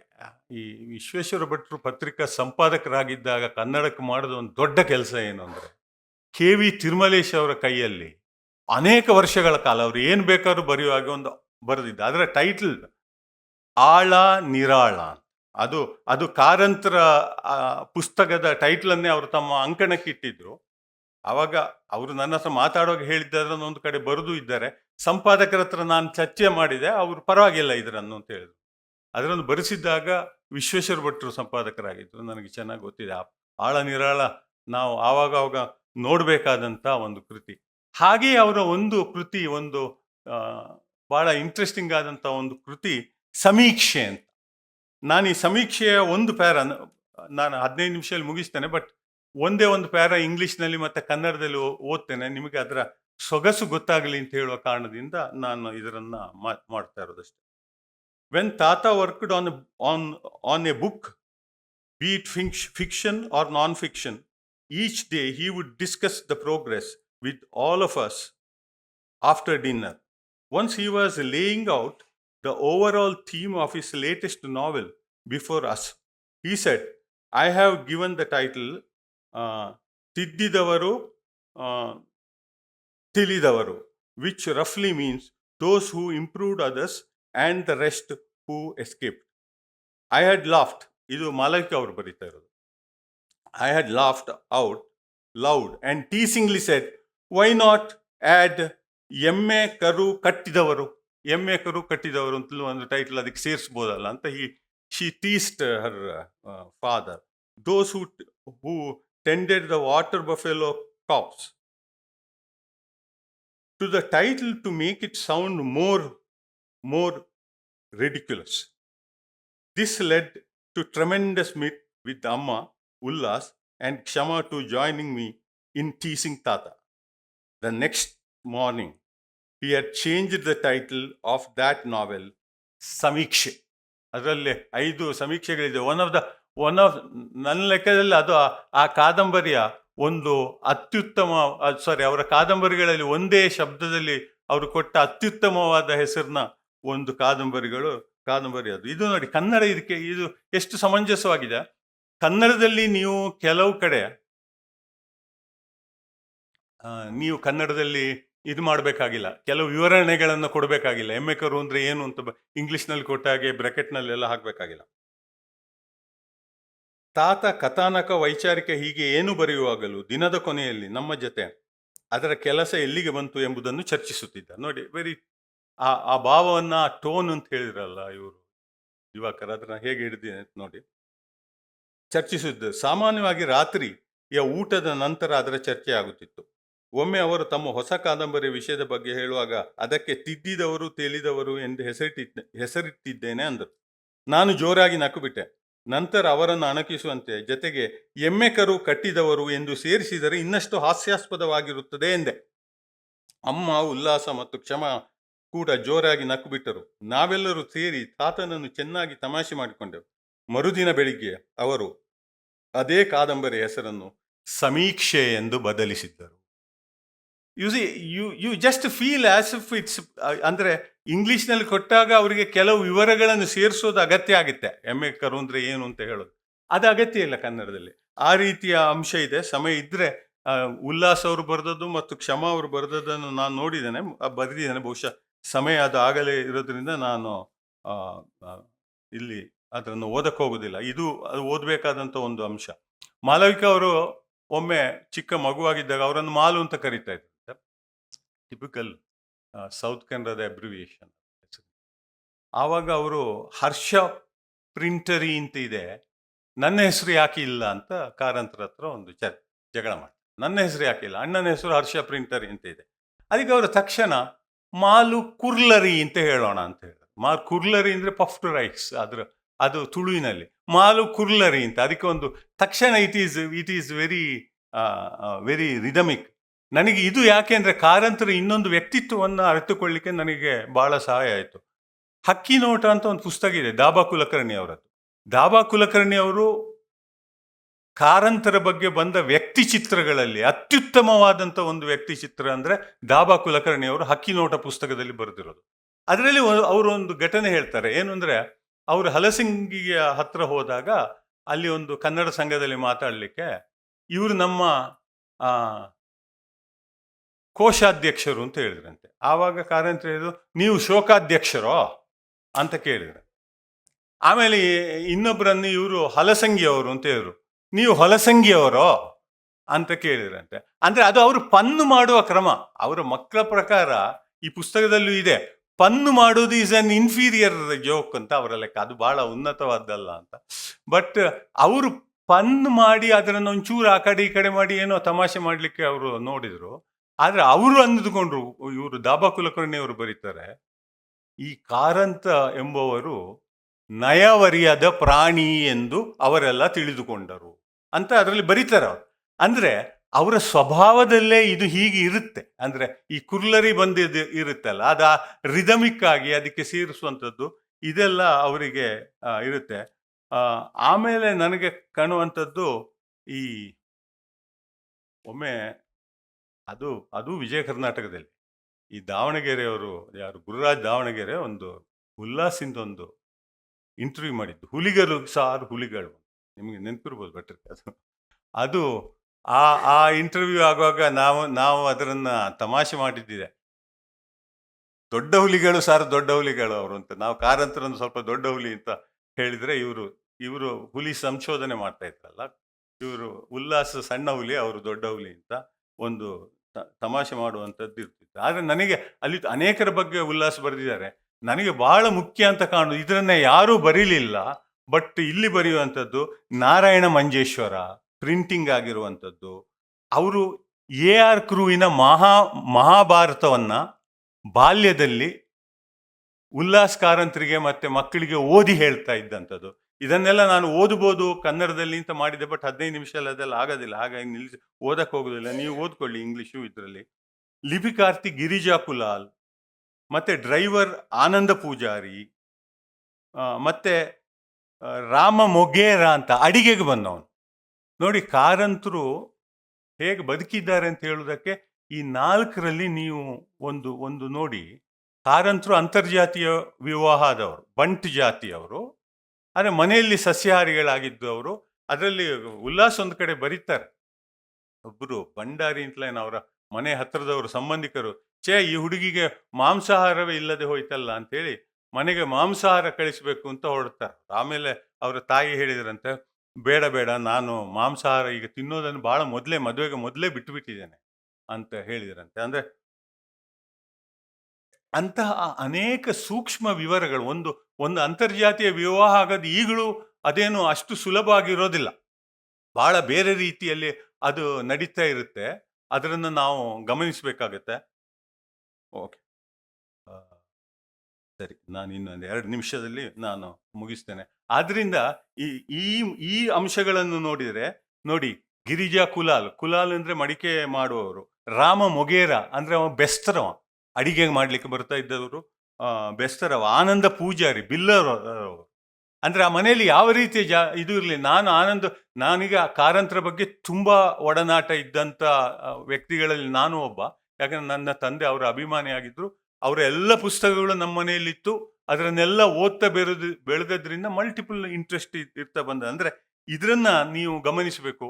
2 ಅಂಶವನ್ನು ಹೇಳ್ತೇನೆ, ಹೇಳಿ ಅದನ್ನ ಮುಗಿಸ್ಬಿಡ್ತೇನೆ. ನೋಡಿ, ಗೋರಿಲ್ಲಾಗಳ ಬಗ್ಗೆ ಜಾರ್ಜ್ ಶಾಲರ್ ಬರೆದ ಪುಸ್ತಕವನ್ನ ಮೊದಲು ಉಲ್ಲಾಸ್ ಅವರಿಗೆ ಕೊಟ್ಟಿದ್ದು ಓದ್ಲಿಕ್ಕೆ ಕಾರಂತರು.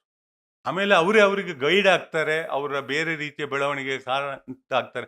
ಅಂದ್ರೆ ಒಂದು ಹೇಗೆ ಬೆಳೆಸ್ತಾ ಇದ್ದಾರೆ ಅಂತ ಅಷ್ಟೇ ಹೇಳಿ ನಾನು ಕೊನೆಯ ಅಂಶಕ್ಕೆ ಹೋಗ್ತೇನೆ. ಯಾವುದು ಅಂದ್ರೆ ಅಲ್ಲಿ ಪ್ರಾಣಿಗಳ ಬಗ್ಗೆ ಅವರು ಬರೆದಂತ ಒಂದು ಘಟನೆ ಇದೆ. ಹೇಗೆಂದ್ರೆ ಒಂದು ಏನು ದೊಡ್ಡ ಜಿಂಕೆ, ಅದಕ್ಕೆ ಏನು ಹೆಸರು, ಅದು ತಪ್ಪಿಸಿಕೊಂಡಾಗ 2 ಆಲ್ಸೇಷನ್ ನಾಯಿಗಳಂದ್ರೆ ಜರ್ಮನ್ ಶೆಪರ್ಡ್ ನಾಯಿಗಳು ಅವರನ್ನು ಕೊಂದ ಘಟನೆ ಇತ್ಯಾದಿಗಳನ್ನೆಲ್ಲ ಬರೀತಾರೆ. ಅಂದ್ರೆ ಇಲ್ಲಿ ಬಾಲವನದ ತುಂಬಾ ಚಂದದ ಚಿತ್ರ ಸಿಗುತ್ತೆ. ಬಾಲವನದ ಬಗ್ಗೆ ಒಂದು ಪುಸ್ತಕವನ್ನ ಇತ್ತೀಚೆಗೆ ಎಡಿಟ್ ಮಾಡಿ ಬಂದಿದೆ, ಒಂದು ಪುಸ್ತಕ. ಅದರಲ್ಲಿ ನಾನು ಬಾಲವನವನ್ನ ನನ್ನ ತಂದೆಯವರು ಅವರ ಬಾಲ್ಯವನದಲ್ಲಿ ಹೇಗೆ ವಿವರಿಸಿದ್ರು ಅಂತ ಬರೀತಾರೆ. ಅದರಿಂದ ತುಂಬಾ ಭಿನ್ನವಾದಂತ ಒಂದು ಚಿತ್ರ ಇದರಲ್ಲಿ ಬರುತ್ತೆ. ಅಂದ್ರೆ 2-3 ನಿಮಿಷ ಅಷ್ಟೇ, 2 ನಿಮಿಷ. ಶಮಾ ಅವರು ಏನ್ ಮಾಡಿದ್ದಾರೆ ಅಂತ ಹೇಳಿದ್ರೆ, ಅವರು ಕಾರಂತರಿಗಿರುವ ಒಂದು ಸೌಂದರ್ಯ ಪ್ರಜ್ಞೆಯ ಬಗ್ಗೆ ವಿವರವಾಗಿ ಅಲ್ಲಿ ಬರೆದಿದ್ದಾರೆ. ಅಂದ್ರೆ ಅಮೆರಿಕದ ನೃತ್ಯಗಾತಿ ಇಸಾಡೋರಾ ಡಂಕನ್ ಅವರ ಪುಸ್ತಕವನ್ನ ಇವರು ಮೊದಲು ಓದಿದ್ದು, ಕಾರಂತರ ಅವರಿಗೆ ಕೊಟ್ಟು ಓದಿಸಿದ್ದು, ಅವರಿಗೆ ನೃತ್ಯದಲ್ಲಿ ಆಸಕ್ತಿ ಇದೆ ಅಂತ. ಅಂದ್ರೆ ಅವರು ಇದನ್ನ ಕರ್ನಾಟಕ ಯೂನಿವರ್ಸಿಟಿಯ ಒಂದು ಭಾಷಣದಲ್ಲೂ ಹೇಳಿದ್ದಾರೆ, ಈ ಪುಸ್ತಕದಲ್ಲಿಯೂ ಕ್ಷಮಾ ಅವರು ಅದನ್ನು ಬರೆದಿದ್ದಾರೆ. ಒಂದು ಮಗು ಹೇಗೆ ತನ್ನ ಭಾವಗಳನ್ನು ಸಹಜವಾಗಿ ಪ್ರಕಟಪಡಿಸುತ್ತದೆಯೋ ಹಾಗೆ ಕಲಾವಿದ ತಮ್ಮ ಭಾವಗಳನ್ನು ಸಹಜವಾಗಿ ಅಭಿವ್ಯಕ್ತಿಗೊಳಿಸಬೇಕು. ಇದು ಒಂದು ಕಲಾವಿದನ ಬಗ್ಗೆ ಕಾರಂತರಿಗೆ ಇದ್ದಂತ ಒಂದು ಕಲ್ಪನೆ. ಆಮೇಲೆ ಅವರಿಗೆ ಈಗ ಭರತನಾಟ್ಯ ಯಾಕೆ ಒಂದು ಮಿತಿ ಇದೆ ಅಂತ ಹೇಳ್ತಾರೆ. ಅಂದ್ರೆ ಭರತನಾಟ್ಯ ಸಂಸ್ಕೃತಿ ಬಗ್ಗೆ ನಾನು DVG ಜೊತೆ ಇದ್ದಂತ ವ್ಯತ್ಯಾಸಗಳನ್ನು ಹೇಳಿದ್ದನ್ನ ನೀವು ಗಮನಿಸಿ. ಭರತನಾಟ್ಯದ ಬಗ್ಗೆ ಅವರು ಯಾಕೆ ಅಂದ್ರೆ ಒಂದು ಫಿಕ್ಸ್ಡ್ ಸ್ಟ್ರಕ್ಚರ್ ಉಳ್ಳಂತ ನೃತ್ಯ ಪ್ರಕಾರದಲ್ಲಿ ಅದನ್ನು ಪರ್ಫಾರ್ಮ್ ಮಾಡುವವನಿಗೆ ಇರಬೇಕಾದಷ್ಟು ಸ್ವಾತಂತ್ರ್ಯ ಇರೋದಿಲ್ಲ ಅಂತ ಹೇಳೋ ಒಂದು ನಂಬಿಕೆ ಅವರು. ಅದರ ಹಿನ್ನೆಲೆಯಲ್ಲಿ ರುಕ್ಮಿಣಿಬಾಯಿ ಅರುಂಡೇಲು ಅವರಿಗೂ ಅದೇ ತೀರ ಇತ್ತು, ತಮ್ಮ ಗುರುಗಳಾದಂತಹ ಕೇಳುಶರಣ ಮಹಾಪಾತ್ರ ಅವರಿಗೂ ಹಾಗೆ ಇತ್ತು, ತನ್ನ ತಂದೆಯಾದ ಶಿವರಾಮ ಕಾರಂತರಿಗೂ ಅದೇ ಅಭಿಪ್ರಾಯ ಇತ್ತು ಅಂತ ಬರೀತಾರೆ ಇವರು. ಅಂದ್ರೆ ಆ ನೃತ್ಯಗಳ ಹಲವು ಅಂಶಗಳನ್ನ ಅವರು ಮಾಡ್ತಾರೆ. ಒಂದು ಅಂಶ ಅಲ್ಲಿ ಏನು ನನಗೆ ಅವರು ಮಾತಾಡ್ತಾ ಅದನ್ನು ಹೇಳಿದ್ದಾರೆ ಮೊದಲು ಕ್ಷಮಾ, ಇದರಲ್ಲಿ ಬರೀಲಿಲ್ಲ. ಅಂದ್ರೆ ಒಬ್ಬರು ಮಗಳಾಗಿ ನೃತ್ಯಾಭ್ಯಾಸ ಮಾಡಿದ ಇದಕ್ಕೆ ಒಂದು ಮೆಚ್ಚುಗೆಯನ್ನು ಪಡೆಯೋದು ತಂದೆಯಿಂದ ಎಷ್ಟು ಕಷ್ಟ ಅಂತ ನನಗೆ ಕ್ಷಮಾ ಅವರ ಮಾತಿನಲ್ಲಿ ಅದು ಬಂತು. ಬೇರೆ ಕಡೆ ಅವರು ಮಾತಾಡ್ತಾ ಹೇಳಿದ್ದಾರೆ ಏನು ಅಂದ್ರೆ, ನಾನು ಇಷ್ಟೆಲ್ಲ ನೃತ್ಯ ಮಾಡಿದ್ದಾರೆ, ಅಪ್ಪ ತಾತ ಏನು ಹೇಳ್ತಾರೆ ಅಂತ ಬಗ್ಗೆ ತಿಳಿದಿರ್ಲಿಲ್ಲ. ದುಬೈಗೆ ಒಂದು ಪರ್ಫಾರ್ಮೆನ್ಸ್ ಕೊಡ್ಲಿಕ್ಕೆ ಹೋದಾಗ ಅಲ್ಲಿ ರೂಮಿನವರು, ಅಲ್ಲಿ ಆರ್ಗನೈಸರ್ಸು ತಾತನನ್ನು ನನಗೂ ಒಂದೇ ರೂಮ್ ಕೊಟ್ಟಿತ್ತು. ಆ ಒಂದೇ ರೂಮ್ನಲ್ಲಿರುವಾಗ ಏನು ಮಾಡೋದು, ತಾತ ಮಧ್ಯಾಹ್ನ ಸ್ವಲ್ಪ ಒಂದು 15 ನಿಮಿಷ ಮಲಗಿದ ಮೇಲೆ ನಾನು ಆ ರೂಮ್ನಲ್ಲೇ ಪ್ರಾಕ್ಟೀಸ್ ಮಾಡ್ತಾ ಇದ್ದೆ ನನ್ನ ನೃತ್ಯವನ್ನು. ಆವಾಗ ಅವರು ಆ ನೃತ್ಯವನ್ನು ಮೆಚ್ಚಿಕೊಂಡು, ನೀನೀಗ ತುಂಬಾ ಬೆಳೆದಿದ್ದೀಯಾ, ತುಂಬಾ ಪ್ರಬುದ್ಧವಾಗಿ ಇದನ್ನು ಮಾಡ್ತಿದ್ದೀಯಾ ಅಂತ ಅವರು ಹೇಳಿದ ಕ್ರಮ ಇದೆಯಲ್ಲ, ಅದರಿಂದ ಅವರಿಗಾದಂಥ ಒಂದು ಖುಷಿ. ಅಂದ್ರೆ ಒಬ್ಬಳು ಮಗಳು ಇಂಥ ತಂದೆಯಿಂದ ಒಂದು ಹೊಗಳಿಕೆಯನ್ನ, ಒಂದು ಮೆಚ್ಚುಗೆಯನ್ನ ಅವರು ರೆಕಗ್ನೈಸ್ ಮಾಡಿದ್ದಾನೆ ಅಂತ ಕಾಣ್ಲಿಕ್ಕೆ ಅವ್ರು ಎಷ್ಟು ವರ್ಷ ಕಾಯ್ಬೇಕಾಯ್ತು ಅಂತ ಹೇಳೋದನ್ನ. ಕೊನೆಗೂ ಕಾರಂತರು ಮಕ್ಕಳು ನನಗೆ ಈ ಪುಸ್ತಕದಲ್ಲಿ what is your carry home message ಅಂದ್ರೆ 2 ಟ್ರಾನ್ಸ್ಲೇಷನ್ ಅಲ್ಲಿ ಇದರಲ್ಲಿ ನಿಮಗೆ ಇರೋದು. ಅವರು ಮಕ್ಕಳಿಗೆ ಹೇಳಿದ್ದು, ಕೊಟ್ಟದ್ದು ಮಾಡಿದ್ದು ತುಂಬಾ ಇದೆ ಕಾರಂತರ ಬಗ್ಗೆ ಮಾತಾಡ್ಲಿಕ್ಕೆ, ಅದು ಬೇರೆ ವಿಷಯ. ಅವ್ರು ಹೇಳಿದ್ದು ನೋಡಿ, ಮಾಲವಿಕಾ ಅವ್ರು ಹೇಳೋದು, ನಾನು I am quoting from Kannada translation. Malavika ಅವ್ರು ಹೇಳೋದು, ನಿಮಗೆ ಪ್ರಿಯವಾದ್ದು ಅದನ್ನು ಮಾಡಿ ಅಂತ ತಾತ ಹೇಳಿದ್ರು. ಉಲ್ಲಾಸ ಅವರು ಬರೆಯೋದು, ನಿನಗೆ ಸಂತೋಷ ಆಗೋದೇನೋ ಅದನ್ನು ಮಾಡು ಅಂತ ತಾತ ಹೇಳಿದ್ರು. ಆಮೇಲೆ ಕ್ಷಮಾ ಅವರು ಬರೆಯೋದು, ನಿನ್ನ ಕನಸು ಯಾವುದು ಅದರನ್ನು ಅನುಸರಿಸಿಕೊಂಡು ಹೋಗು. ಭಾವ ಒಂದೇ, ಪದಗಳು ಬೇರೆ. ರೀತಿ ಒಂದೇ, ಪದಗಳು ಬೇರೆ. ಸ್ವಾತಂತ್ರ್ಯ ಒಂದೇ, ಪದಗಳು ಬೇರೆ. ಮಕ್ಕಳನ್ನ ಸಮಾನವಾಗಿ ಟ್ರೀಟ್ ಮಾಡೋದು ಒಂದೇ, ಪದಗಳು ಬೇರೆ. ಇದನ್ನ ಈ ಅವರ ಕುಟುಂಬದ ಈ ಅಂಶವನ್ನ ಅವರು ಇಲ್ಲಿ ತೋರಿಸಿಕೊಟ್ಟಿದ್ದಾರೆ. ಮತ್ತು ಇಲ್ಲಿ ಬಂದು ಮಾತಾಡ್ಲಿಕ್ಕೆ ಅವಕಾಶ ಕೊಟ್ಟ ಎಲ್ರಿಗೂ ವಂದಿಸಿ ಸುಮಾರು 2 ನಿಮಿಷ 30 ಸೆಕೆಂಡ್ಸ್ ಜಾಸ್ತಿ ತಗೊಂಡಿದ್ದೇನೆ. ಅದಕ್ಕಾಗಿ ಕ್ಷಮೆಯನ್ನು ಯಾಚಿಸಿ ನಾನು ನನ್ನ ಮಾತುಗಳನ್ನು ಮುಗಿಸ್ತೇನೆ. ನಮಸ್ಕಾರ.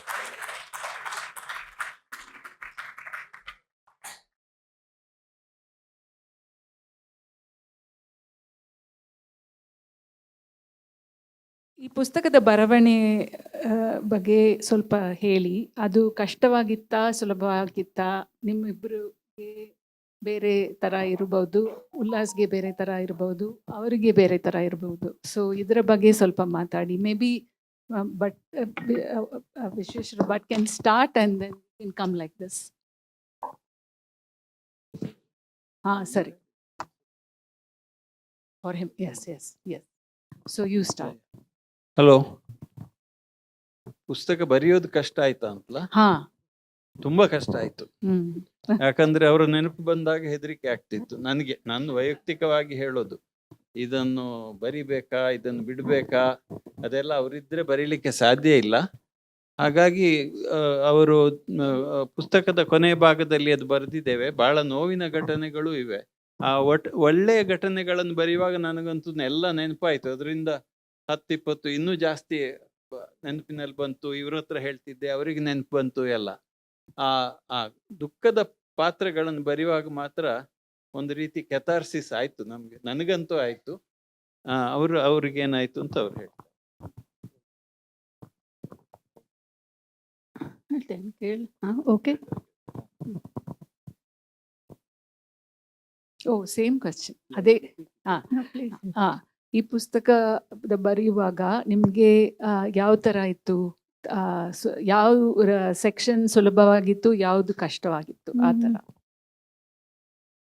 ಬಹಳ ಸಂತೋಷವೂ ಆಯಿತು, ಬಹಳ ದುಃಖವೂ ಆಯಿತು. ಹಲವಾರು ವಿಷಯಗಳನ್ನು ನೆನಪಿಸಿ. ಆದರೆ ಒಂದು ಸಲಕ್ಕೆ ಅಣ್ಣ ಹೇಳಿದ ಹಾಗೆ ಕೆಥಾರ್ಸಿಸ್ ಅನ್ನಬಹುದು. ಎಷ್ಟೋ ವಿಷಯಗಳು ಹೊರಗೆ ಬಂದವು. ಅವರ ಸಮಕಾಲೀನರು ಯಾರೂ ಇಲ್ಲದ ಕಾರಣ ನಾವೆಲ್ಲ ನೆನಪು ಮಾಡಿಕೊಂಡು ಬಹಳ ರಿಸರ್ಚ್ ಮಾಡಬೇಕಾಯಿತು. ಪುತ್ತೂರಿನ ಜನರನ್ನು, ಕೋಟದವರನ್ನು, ಇದರ ಬಗ್ಗೆ ಹಿಸ್ಟ್ರಿ ಎಲ್ಲ ಉಲ್ಲಸಣ್ಣ ಬಹಳ ಚೆನ್ನಾಗಿ ಬರೆದಿದ್ದಾನೆ. ನಮಗಂತೂ ಊರೆಲ್ಲ ಹೆದರ್ತಿದ್ರು. ಕಾರಂತಂದರೆ ಅವರ ಶಿಸ್ತು ಮತ್ತು ಸಿಟ್ಟು ನಾವು ನೋಡಿದರೆ ಭಯ ಆಗ್ತದೆ ಅಂತ.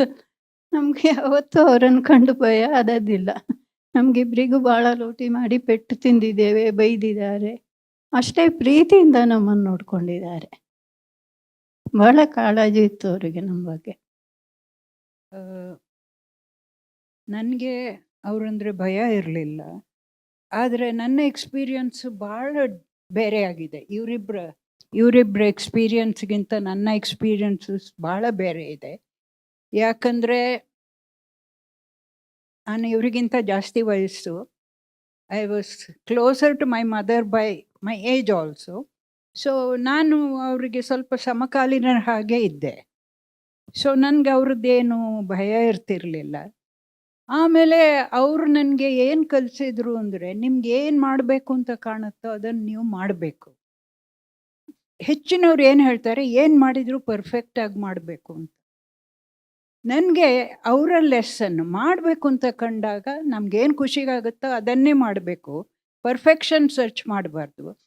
So that give me chance to explore whatever I wanted to explore. So ಅವರು ಪರ್ಫೆಕ್ಷನ್ ಸಿಕ್ ಮಾಡಲಿಲ್ಲ. ಅದೇ ಮೇಜರ್ ಕ್ರಿಟಿಸಿಸಮ್. ಅವ್ರು ಏನು ಬರೆದ್ರು, ಏನು ಮಾಡಿದ್ರು ತುಂಬ ಡಿಫೆಕ್ಟ್ಸ್ ಇರ್ತಿತ್ತು ಅಂತ. ಸೊ ನನಗೆ ಮಾಡಬೇಕು, ಅದನ್ನು ಎಂಜಾಯ್ ಮಾಡಬೇಕು. ಹಾಗಾಗಿ ಬರೆಯೋದು ಏನು ಮಾಡಿದ್ರು ನಾನು ಇಷ್ಟಪಟ್ಟು ಮಾಡಿದ್ರಿಂದ ನನಗೆ ಯಾವುದ್ರಲ್ಲೂ ಸ್ಟ್ರೆಸ್ ಆಗಲಿಲ್ಲ. ನಾನು ಏನು ಬೇಕೋ ಅದು ಬರೀತೇನೆ, ಎಷ್ಟು ಬೇಗ ಬೇಕೋ ಅಷ್ಟು ಬರೀತೇನೆ. ನನಗೆ ಇಷ್ಟ ಬಂದಾಗ ಮಾಡೋದು. ನನ್ನನ್ನು ಯಾವ ಕನ್ಸ್ಟ್ರೆಂಟ್ಸು ಇಲ್ಲ ನನಗೆ ಬರೆಯುವಾಗ. ಆಮೇಲೆ ನಾನು ವಯಸ್ಸಿನ ಡಿಫ್ರೆನ್ಸ್ ಇರೋದ್ರಿಂದ I was more a partner to him. ಯಾಕಂದರೆ ಭಾಳ ಕಡಿಮೆ ಏಜಲ್ಲೇ ನಾನು ಶೇರ್ ಮಾಡಬೇಕಾಯಿತು ಅವರ ಇಬ್ಬರ ಲೈಫನ್ನು. ಹಾಗಾಗಿ ಇವರಿಬ್ಬರು ನಾನು ನೋಡಿಕೊಂಡ ಮಕ್ಕಳು. ನಮ್ಮ ಲೈಫ್ ಬೇರೆ, ಅವರು ಏನೇ ತಿಳ್ಕೊಳ್ಳಿ. ಆದರೆ ನಿಜವಾಗಿ ಇವ್ರು ನನ್ನ ಇಬ್ಬರು ಮಕ್ಕಳು ಅಷ್ಟೇ. ಆದರೆ ಅದರಲ್ಲಿ ಬೆಸ್ಟ್ ಏನಂದರೆ ನಾವು 3 ಜನನೂ ನಮ್ಮ ಲೈಫಲ್ಲಿ ಬೇರೆ ಬೇರೆ ಡೈರೆಕ್ಷನ್ಸಲ್ಲಿ ಹೋಗ್ತಾ ಇದ್ವಿ. ಆದರೆ ಅದರಲ್ಲಿ ಬೆಸ್ಟ್ ಏನಂದರೆ ನಾವು 3 ಜನ ಜೊತೆಯಲ್ಲಿ ಸೇರಿಕೊಂಡು ಇವರಿಬ್ಬರು ಡಿಸ್ಕ್ರೈಬ್ ಮಾಡಿದ್ರಲ್ಲ ಆ ರೀತಿ ಕೂತ್ಕೊಂಡು ಮಾತಾಡಿದ್ವಿ. ಸೊ ರಿಯಲ್ ಬಾಂಡಿಂಗ್ ನಮ್ಮಲ್ಲಿ ಬಂದಿದ್ದು ಈ ಬುಕ್ ಬರೆದ ಮೇಲೆ. ನಾವು ಚಿಕ್ಕದಿರುವಾಗ ಅದು ಇರಲಿಲ್ಲ. ಈ ಬಾಂಡಿಂಗ್ ನಮಗೆ ಬಂದಿದ್ದರಿಂದ ಹಾಗಾಗಿ ನನಗೆ ಅದರಲ್ಲಿ ಯಾವುದೊಂದು ಬೇಜಾರಿಲ್ಲ, ಯಾವುದರಲ್ಲೂ ಸಿಟ್ಟಿಲ್ಲ. ಯಾಕಂದರೆ this bonding is very important to me, that whatever they think of me, I know what I think of them. Thank you. ನಿಮ್ಗೂ ಕೂಡ ಈ ಪ್ರಶ್ನೆ. ಬಟ್ ಈ ಪುಸ್ತಕದ ನೀವು 100ಕ್ಕೆ ಹೆಚ್ಚಾಗಿ ಪುಸ್ತಕಗಳನ್ನು ಬರೆದಿದ್ದೀರಾ. ಬಟ್ ಈ ಪುಸ್ತಕದ ಅನುವಾದ ಹೇಗೆ ಭಿನ್ನವಾಗಿತ್ತು ಆ್ಯಂಡ್ ಯಾವುದು ಕಷ್ಟ, ಯಾವುದು ಸುಲಭ? ನನಗೆ ಈ ಪುಸ್ತಕ ಬರೆಯೋದಕ್ಕಿಂತ ಮುಂಚೆ ನಾನೊಂದು ಒಳ್ಳೆಯ ಮನಸ್ಥಿತಿಯನ್ನು ನಾನು ರೂಪಿಸ್ಕೊಂಡಿದ್ದೆ. ಬಿಕಾಸ್ ಇದು ನನ್ನ ಬರವಣಿಗೆ ಅಲ್ಲ, ಇದು ನನ್ನದೇ ಆದಂಥ ಬೇರೆ ಬರವಣಿಗೆ ಇದೆ, ಬೇರೆ ಸ್ಟೈಲ್ ಇದೆ. ಆ ಸ್ಟೈಲನ್ನು ನಾನು ಈ ಪುಸ್ತಕಕ್ಕೆ ಅನ್ವಯ ಮಾಡಿದ್ರೆ ಅದು ಸರಿ ಹೋಗಲ್ಲ ಅಂತ. ಹೀಗಾಗಿ ನಾನು 2 ಸಲ ಈ ಪುಸ್ತಕವನ್ನು ಓದಿದೆ. ಕಾರಂತರ ಒಂದು ವ್ಯಕ್ತಿತ್ವವು ಕೂಡ ನನ್ನ ಕಣ್ಣು ಮುಂದೆ ಇತ್ತು. ಮತ್ತು ಅವರ 3 ಜನ ನನಗೆ ಉಲ್ಲಾಸ್ ಸುಮಾರು 30 ವರ್ಷಗಳಿಂದ ಸ್ನೇಹಿತರು. ನಾನು ಹೀಗಾಗಿ ಈ ಪುಸ್ತಕಕ್ಕೆ ಬೇರೆದೇ ಆದಂಥ ನನ್ನ ವೈಯಕ್ತಿಕ ಬರವಣಿಗೆ ಹೊರತಾಗಿ ಬೇರೆ ಬರವಣಿಗೆಯನ್ನೇ ಈ ಪುಸ್ತಕಕ್ಕೆ ಅನ್ವಯಿಸಬೇಕು ಅಂತೇಳಿ ನನಗನ್ನಿಸ್ತು. ಒಂದು ಅನುವಾದ ಮೂಲದಲ್ಲಿ ಹೇಗಿದೆಯೋ ಅದನ್ನೇ ಏಕಾಏಕಿ ಅನುವಾದ ಮಾಡುವುದು ಕೂಡ ಅಷ್ಟು ಸರಿಯಲ್ಲ. ಅಂದ್ರೆ ನಾನು ಹಾಕ್ಕೊಂಡಂಥ ಒಂದು ನಿಯಮ ಇದು. ಅಲ್ಲಿ ದಕ್ಷಿಣ ಕನ್ನಡ ಅವರು ಬೆಳೆದು ಬಂದಂಥ ಒಂದು ಪರಿಸರ, ನಂತರ ಅವರು ಬೇರೆ ಬೇರೆ ವೃತ್ತಿಗಳಲ್ಲಿ 3 ಕೂಡ ತೊಡಗಿಸಿಕೊಂಡಿದ್ದು, ಮತ್ತು ಬೇರೆ ಬೇರೆ ವೃತ್ತಿಯಲ್ಲಿ ಅವರು ಇನ್ವಾಲ್ವ್ ಆಗಿದ್ದು, ನಂತರ ಅವರು ತನ್ನ ತಂದೆಯನ್ನ ನೋಡುವಂಥ ಒಂದು ಕ್ರಮ, ಇದಕ್ಕೆ ಒಂದು ರೀತಿ ವಿಶೇಷವಾದಂಥ ಒಂದು ಘನತೆ ಇದೆ ಇದರಲ್ಲಿ. ಈ ಪುಸ್ತಕಕ್ಕೂ ಕೂಡ ಒಂದು ಘನತೆ ಇದೆ. ಹೀಗಾಗಿ ನಾನು ಇದಕ್ಕೆ ಬೇರೆದೇ ಒಂದು ಭಾಷೆ ಬೇಕು ಅಂತೇಳಿ ನನಗನ್ನಿಸ್ತು ಅಂತ. ಈ ಕೃತಿಗೆ ಅದರದ್ದೇ ಆದಂಥ ಒಂದು ವಿಭಿನ್ನವಾದಂಥ ಒಂದು ಭಾಷೆ ಬೇಕು. ಹೀಗಾಗಿ ನನ್ನ ಈ ಸರಳ ಪತ್ರಿಕಾ ಭಾಷೆ ಇದಕ್ಕೆ ಅಷ್ಟು ಸಮರ್ಥವಾಗಿ ಸೂಟ್ ಆಗಲಿಕ್ಕಿಲ್ಲ ಅಂತೇಳಿ ಅನ್ನಿಸ್ತು ಅಂತ.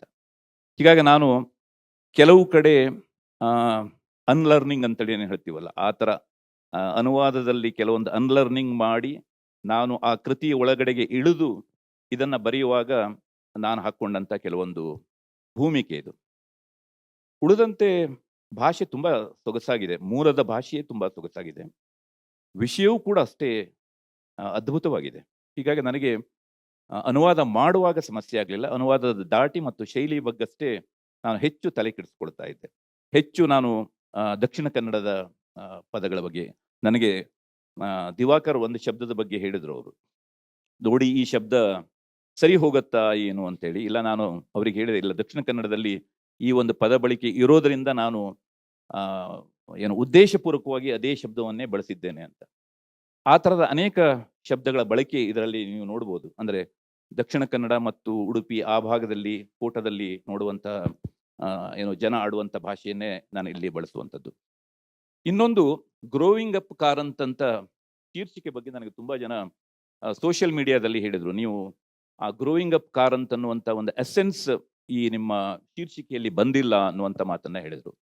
ನಾವು ಅದರ ಬಗ್ಗೆ, ನಾನು ಮತ್ತು ಉಲ್ಲಾಸ್ ಇದ್ರ ಬಗ್ಗೆ ತುಂಬ ಚರ್ಚೆ ಮಾಡಿದ್ವಿ. ನಾನು ಒಂದು 7-8 ಶೀರ್ಷಿಕೆಗಳನ್ನು ಅವರಿಗೆ ಕಳಿಸ್ಕೊಟ್ಟಿದ್ದೆ. ನಾನು ಈ ಗ್ರೋಯಿಂಗ್ ಅಪ್ ಕಾರಂತ್ ಅನ್ನುವಂಥದ್ದನ್ನೇ ಕನ್ನಡದಲ್ಲಿ ಇಡುವಂಥದ್ದು ಬಹಳ ಕಷ್ಟ. ಅದು ನಿಮಗೆ ಯಥಾವತ್ತು ಟ್ರಾನ್ಸ್ಲೇಟ್ ಮಾಡಿದಾಗ ಆಗತ್ತೆ ಅಂತ ಅನ್ನಿಸ್ತು. ಆದರೆ ಕಾರಂತರು ಬರೆದಿರುವಂಥ ಒಂದು ಬಹಳ ಪ್ರಸಿದ್ಧವಾದಂಥ ಪುಸ್ತಕ ಮೈಮನಗಳ ಸುಳಿಯಲ್ಲಿ ಅನ್ನುವಂಥದ್ದು.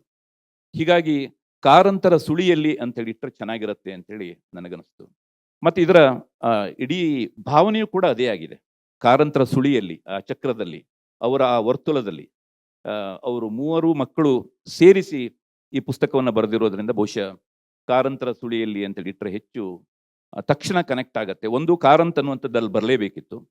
ಎರಡನೇದಾಗಿ ಅವರ ಸುಳಿಯಲ್ಲಿ, ಅವರ ಒಂದು ಹ್ಯಾಂಗ್ ಓವರಲ್ಲಿ, ಆ ಅರ್ಥದಲ್ಲಿ ಇದನ್ನು ನಾವು ಬಳಸಿರುವಂಥದ್ದು. ಹೀಗಾಗಿ ಶೀರ್ಷಿಕೆ ಬಗ್ಗೆಯೂ ಕೂಡ ನಾನು ಅನೇಕ ಕಡೆಗೆ ಹೇಳಿದ್ದೀನಿ ಇದನ್ನು, ನಾವು ಯಾಕೆ ಆ ಶೀರ್ಷಿಕೆಯನ್ನು ಇಟ್ವಿ ಅಂತ. ನನಗೊಬ್ಬರು ಸೀರಿಯಸ್ ಆಗಿ ಅನುವಾದಕರೊಬ್ಬರು ಹೇಳಿದ್ರು, ಇಲ್ಲ ಅದು ಗ್ರೋವಿಂಗ್ ಅಪ್ ಕಾರ್ ಅಂತ ಅದರ ನಿಜವಾದ ಇದಾಗಲಿಲ್ಲ, ಅದು ಏನು ಅನುವಾದ ಆಗಲಿಲ್ಲ ಅಂತ ಹೇಳಿದಾಗ ಈ ವಿವರಣೆಯನ್ನು ಕೊಡಬೇಕಾಯಿತು. ಸೊ ನಿಮ್ಮಲ್ಲಿ ಪ್ರತಿಯೊಬ್ಬರಿಗೆ ನಿಮ್ಮ ತಂದೆಯೊಂದಿಗೆ ಸ್ವಲ್ಪ ಇಂಡಿವಿಜುವಲಿ, ಓಕೆ ಮಾಲಕ, then I start with you. So ನಿಮ್ಮಲ್ಲಿ ಪ್ರತಿಯೊಬ್ಬರಿಗೆ ನಿಮ್ಮ ತಂದೆಯೊಂದಿಗೆ ಸ್ವಲ್ಪ ವಿಭಿನ್ನ ಸಂಬಂಧವಿರುತ್ತದೆ. ಸೊ ನಿಮ್ಮ ತಂದೆಯೊಂದಿಗಿನ ಸಂಬಂಧ ಬಗ್ಗೆ ಸ್ವಲ್ಪ ಹೇಳ್ತೀರಾ?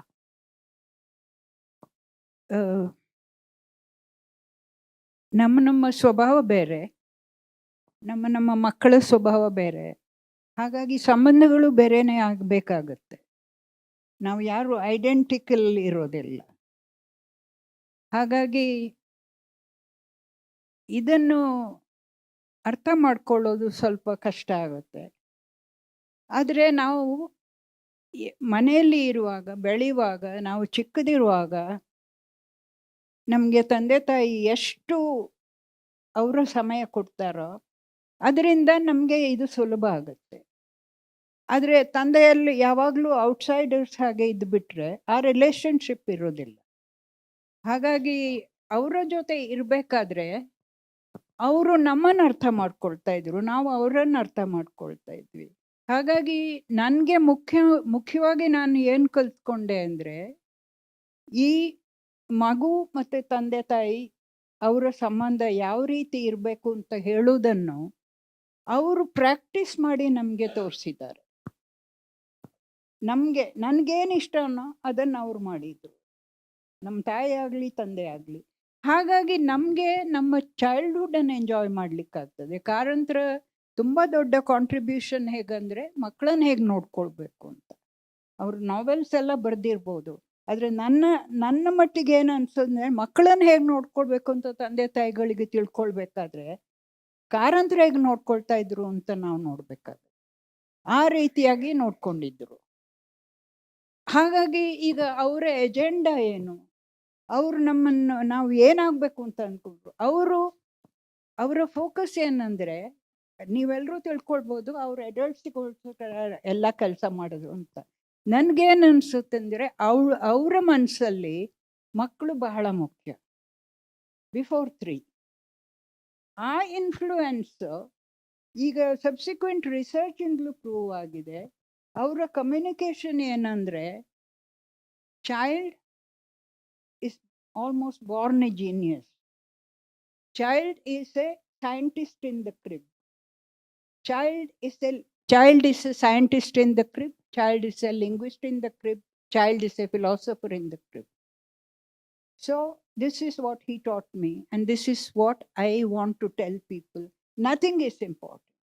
Your child, till they are 3, if you get the kind of parenting that my father gave me, your child will be fine. There is nothing to worry about them.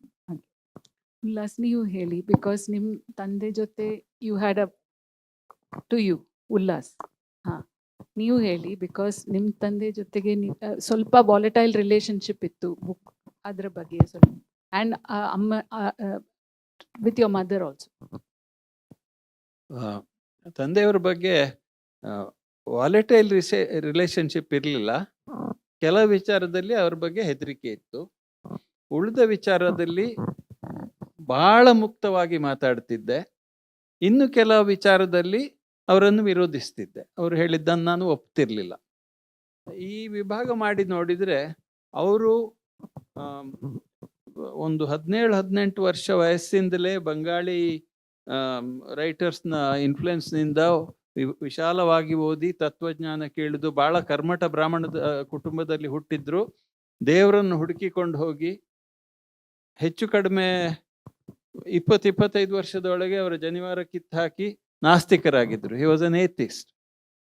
And Ramakrishna ಪರಮಹಂಸರ ಬಯೋಗ್ರಫಿಯನ್ನು ಕನ್ನಡದಲ್ಲಿ ಬರೆದಿದ್ದಾರೆ. ಆದರೂ he was a atheist who had delved the depths of Hindu philosophy or Vedic Vedantic philosophy and become an atheist. ಅದು ನಾನು ಮೊದಲು absorb ಮಾಡಿದ್ದೆ ಅವರಿಂದ. ಮತ್ತೆ ಅದನ್ನು ನೋಡಿದೆ. ನಾನು ತುಂಬ ಜನ ಕಷ್ಟ ಬಂದಾಗ, ಸ್ವಂತ ಜೀವನದಲ್ಲಿ ಕಷ್ಟ ಬಂದಾಗ ದೇವರಲ್ಲಿ ನಂಬಲಿಕ್ಕೆ ಶುರು ಮಾಡ್ತಾರೆ. ಅಂದರೆ ಏಥಿಸ್ಟ್ ಆಗಿ ಶುರುವಾದರೂ ಆ ನಂಬಿಕೆ ಬರ್ತದೆ, ಬದಲಾಗ್ತಾರೆ. ನಮ್ಮ ಅಮ್ಮನಿಗೂ ಹಾಗೆ ಆಯಿತು. ನಮಗೆ ಬರ್ಟ್ರಾಂಡ್ ರಸೆಲ್ ಓದಿ ಹೇಳ್ತಿದ್ರು ಅವರು ಸಣ್ಣದಿರುವಾಗ. She was not an atheist but she was sceptic and rationalist. ಕೊನೆಗೆ ಕಷ್ಟಗಳು ಮೌಂಟ್ ಆದಾಗೆ ಎಲ್ಲ ಶುರುವಾಗಿ ರಿಚುವಲ್ಸು ಶುರು ಮಾಡಿದರು. ತಾತ ಅವರು ಕೊನೆಯವರೆಗೂ, ಸಾಯುವವರೆಗೂ retained that.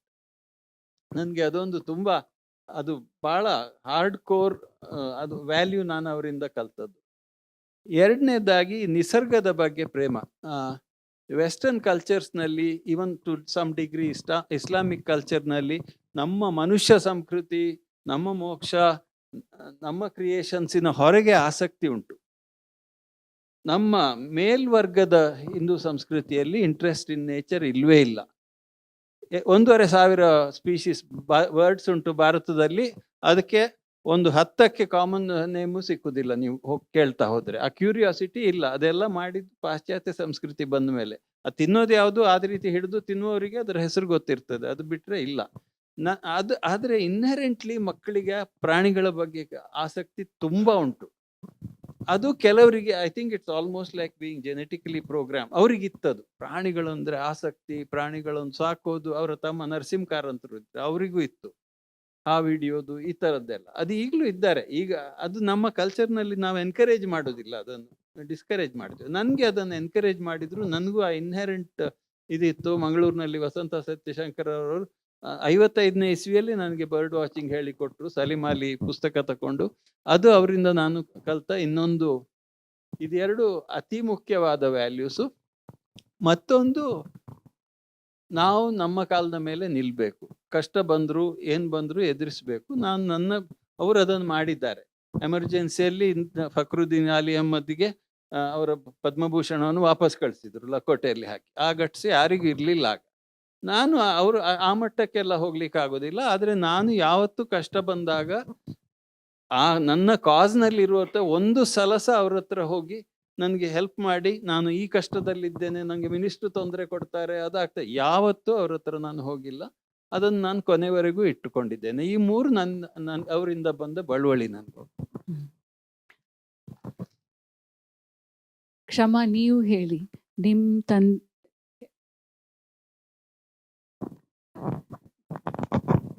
ತಂದೆದು influence and teachings ಅದರ ಬಗ್ಗೆ ನೀವು ಹೇಳಿ.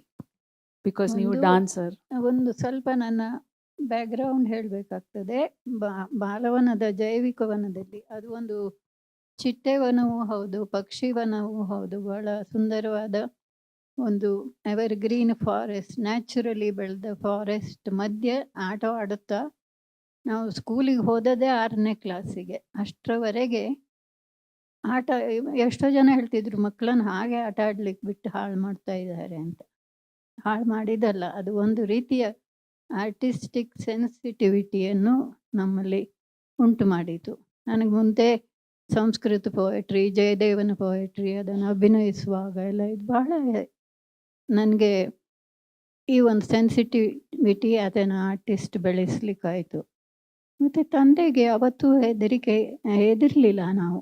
ಯಾಕಂದರೆ ತಾಯಿ ಆಗಾಗ ಅವರ ಬೈಪೋಲರ್ ಡಿಸಾರ್ಡರು, ಅವರ ಕಾಯಿಲೆಗಳಿಂದ ಸಫರ್ ಆಗ್ತಾ ಇದ್ದ ಕಾರಣ ತಂದೆಯೂ ತಾಯಿಯೂ ನನ್ನ ಪಾಲಿಗೆ ತಂದೆಯೇ ಆಗಿದ್ರು. ನಿಮಗೆ ಆ ಪ್ರಶ್ನೆ, ಕನ್ನಡ ಲಿಟ್ರೇಚರ್ ಪ್ಯಾಂಥಿಯನಲ್ಲಿ ಈ ಪುಸ್ತಕ where will you place it? ನಾನು ಆಗಲೇ ನನ್ನ ಭಾಷಣದಲ್ಲಿ ಹೇಳಿದೆ, ಕನ್ನಡದಲ್ಲಿ ಕಾರಂತರ ಬಗ್ಗೆ ಸಾಕಷ್ಟು ಲೇಖನಗಳು ಬಂದಿದೆ, ಸಾಕಷ್ಟು ಪುಸ್ತಕಗಳು ಬಂದಿದೆ, ಕಾರಂತರ ಕೃತಿಗಳ ಬಗ್ಗೆ ಸಾಕಷ್ಟು ವಿಮರ್ಶೆಗಳಾಗಿದೆ. ಆದರೆ ಈ ಕೃತಿ ಅವೆಲ್ಲಗಳಿಗಿಂತ ಒಂದು ರೀತಿ ಭಿನ್ನವಾದಂಥದ್ದು. ಕಾರಂತರ ಬಗ್ಗೆ ನಮಗೆ ನಮ್ಮದೇ ಆದಂಥ ಕೆಲವೊಂದು ಏನು ಅಭಿಪ್ರಾಯಗಳಿವೆ. ಯಾಕಂದರೆ ಈಗ ಬಂದಿರುವಂಥ ಕೃತಿಗಳ ಮೂಲಕ ನಾವು ಅಳವಡಿಸ್ಕೊಂಡಿರುವಂಥ ಒಂದು ಅಭಿಪ್ರಾಯಗಳು.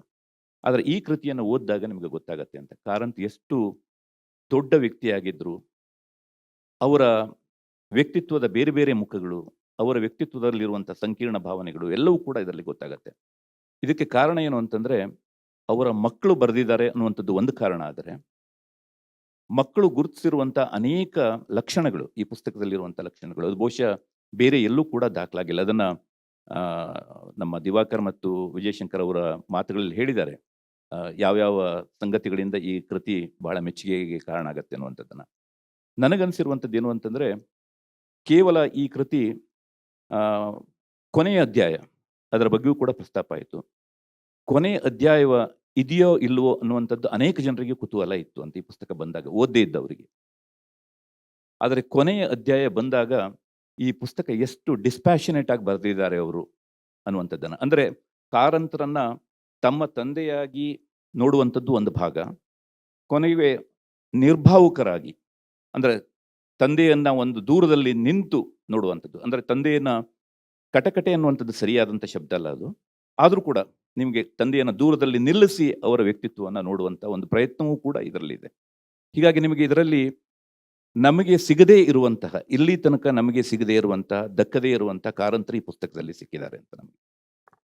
ಅವರು ಮಕ್ಕಳು ಬರೆದಿದ್ದಾರೆ ಅನ್ನುವಂಥದ್ದು ಒಂದು ಕಾರಣ. ಎರಡನೇದಾಗಿ ಅವರ ವ್ಯಕ್ತಿತ್ವದ ನಿಜವಾದ ಪರಿಚಯವನ್ನು ಮಾಡಿಕೊಡ್ಲಿಕ್ಕೆ ಈ ಮೂವರು ಕೂಡ ಪ್ರಯತ್ನ ಪಟ್ಟಿರುವಂಥದ್ದು, ಪ್ರಾಮಾಣಿಕವಾದಂಥ ಒಂದು ಪ್ರಯತ್ನವನ್ನು ಪಟ್ಟಿರುವಂಥದ್ದು. ಎಲ್ಲೂ ಕೂಡ ಅವರು ನಾನು ಆಗಿನ ಮಾತನಾಡಿದ ಎಲ್ಲೂ ಗ್ಲೋರಿಫಿಕೇಶನ್ ಇಲ್ಲ. ಈ ಕೃತಿಯ ಬಹಳ ದೊಡ್ಡ ಒಂದು ಸತ್ವ ಏನು ಅಂತಂದರೆ, ಎಲ್ಲೂ ಕೂಡ ಅವರನ್ನು ಇಂದ್ರ ಚಂದ್ರ ಅಂತೇಳಿ ಹೊಗಳಿರುವಂಥದ್ದು ಆ ಥರದ್ದೇನೂ ಇಲ್ಲ. ಸಹಜವಾದಂತಹ ಒಂದು ಭಾವನೆ ಈ ಪುಸ್ತಕದಲ್ಲಿ ವ್ಯಕ್ತ ಆಗಿರುವಂಥದ್ದನ್ನು ನಾವು ನೋಡ್ತೀವಿ. ಹೀಗಾಗಿ ಕನ್ನಡ ಸಾಹಿತ್ಯದಲ್ಲಿ ಒಂದು ನಿಜಕ್ಕೂ ಕೂಡ ಒಂದು ಅಮೂಲ್ಯವಾದಂಥ ಒಂದು ಕೃತಿ ಅಂತೇಳಿ ನಾನು ಅಂದುಕೊಳ್ತೇನೆ. ಅಂದರೆ ಎರಡು ಕಾರಣಕ್ಕಾಗಿ, ಒಂದು ಅದಕ್ಕೆ ಸಾಹಿತ್ಯಿಕ ಮೌಲ್ಯದಿಂದಾಗಿ, ಇನ್ನೊಂದು ಕಾರಂತರನ್ನ ಒಬ್ಬ ವ್ಯಕ್ತಿಯಾಗಿ ಅರಿಯುವಂಥ ಒಂದು ಪ್ರಯತ್ನದಿಂದಾಗಿ. ಹೀಗಾಗಿ ಇದೊಂದು ಅದರದ್ದೇ ಆದಂತಹ ಒಂದು ವಿಶೇಷ ಸ್ಥಾನವನ್ನು ಪಡೆಯುತ್ತೆ ಅಂತೇಳಿ ನಾನು ಅನ್ಕೊಂಡಿದ್ದೆ. ಕೊನೆಯ ಕೇಳ್ವಿ ನಿಮ್ಮ ಜೊತೆ ಶುರು ಮಾಡ್ತೀನಿ. ಸೊ ಲೀಲಾ ಕಾರಂತ್ ಅವರು ತುಂಬ ಫ್ಯಾಸಿನೇಟಿಂಗ್ ಕ್ಯಾರೆಕ್ಟರ್. ಅವ್ರ ಬಗ್ಗೆ ಎಲ್ಲರೂ ಹೇಳಬೇಕು, ಬಟ್ ನೀವು ಮೊದಲು ಶುರು ಮಾಡಿ. ನಮಗೆ ಲೀಲಾ ಕಾರಂತ್ರವ್ರ ಬಗ್ಗೆ ಅಥವಾ ಕಾರಂತರ ಬಗ್ಗೆ, ನಾವೆಲ್ಲರೂ ಕೂಡ ಈ ಮೂವರು ಮಕ್ಕಳು ಕೂಡ ಕಾರಂತರ ಬಗ್ಗೆ ಹೇಳ್ತಾರೆ, ಅಥವಾ ನಮಗೂ ಕೂಡ ಕಾರಂತರ ವ್ಯಕ್ತಿತ್ವದ ಬಗ್ಗೆ ನಾವು ಅನೇಕ ಕಡೆಗಳಲ್ಲಿ ನಾವು ಓದಬಲ್ಲೆವು. ಆದರೆ ಲೀಲಾ ಕಾರಂತರ ಮಸೂರದಲ್ಲಿ ಕಾರಂತರನ್ನ ನೋಡುವಂಥ ಪ್ರಯತ್ನ ಎಲ್ಲೂ ಕೂಡ ಆಗಿಲ್ಲ. ಈ ಕೃತಿಯ ಬಹಳ ದೊಡ್ಡ ಒಂದು ಹೆಚ್ಚುಗಾರಿಕೆ ಅಂತಂದ್ರೆ ಅದೇನೆ. ಅಂದರೆ ಕಾರಂತರು ಒಮ್ಮೆ ಲೀಲಾ ಕಾರಂತರು ಕಾರಂತರನ್ನ ಹೇಗೆ ಒಬ್ಬ ವ್ಯಕ್ತಿಯನ್ನಾಗಿ ರೂಪಿಸಿದ್ರು ಅಂತ, ಒಬ್ಬ ಶಿವರಾಮ್ ಕಾರಂತರಾಗಿ ಹೇಗೆ ರೂಪಿಸಿದ್ರು ಅಂತ, ಇದು ಬಹಳ ದೊಡ್ಡ ಇಡೀ ಪುಸ್ತಕದ ಒಂದು ಧಾತು ಅಂತೇಳಿ ನಾನು ಅಂದ್ಕೊಳ್ತೇನೆ. ಯಾಕೆಂತಂದ್ರೆ ಅಲ್ಲಿ ಈ ಮೂವರು ಮಕ್ಕಳು ಕೂಡ ಒಬ್ಬ ತಾಯಿಯಾಗಿ ನೋಡಲಿಲ್ಲ. ಶಿವರಾಮ್ ಕಾರಂತರ ಸಾಹಿತ್ಯ ಕೃತಿ ಇರ್ಬೋದು, ಅಥವಾ ಮನೆ ವಾರ್ತೆಗಳಿರ್ಬೋದು, ಅಥವಾ ಒಂದು ಕೌಟುಂಬಿಕ ಜೀವನವನ್ನು ಸಾಗಿಸುವಂಥದ್ದಿರ್ಬೋದು, ಇದು ಎಲ್ಲದರ ಜೊತೆಗೆ ಒಬ್ಬ ಕಾರಂತರು, ಶಿವರಾಮ್ ಕಾರಂತರಾಗಿ ಬೆಳೆದ ರೀತಿ, ಅದರ ಹಿಂದುಗಡೆ ಎಷ್ಟು ಪರಿಶ್ರಮ ಇದೆ, ಲೀಲಾ ಕಾರಂತರು ಪಟ್ಟಂಥ ಕಷ್ಟಗಳೇನು, ಇದು ಎಲ್ಲವನ್ನೂ ಕೂಡ ಈ ಕೃತಿಯಲ್ಲಿ ಮೂವರು ಮಕ್ಕಳು ಕೂಡ ಬಹಳ ಸೊಗಸಾಗಿ ಇದನ್ನು ವಿವರಿಸಿದ್ದಾರೆ.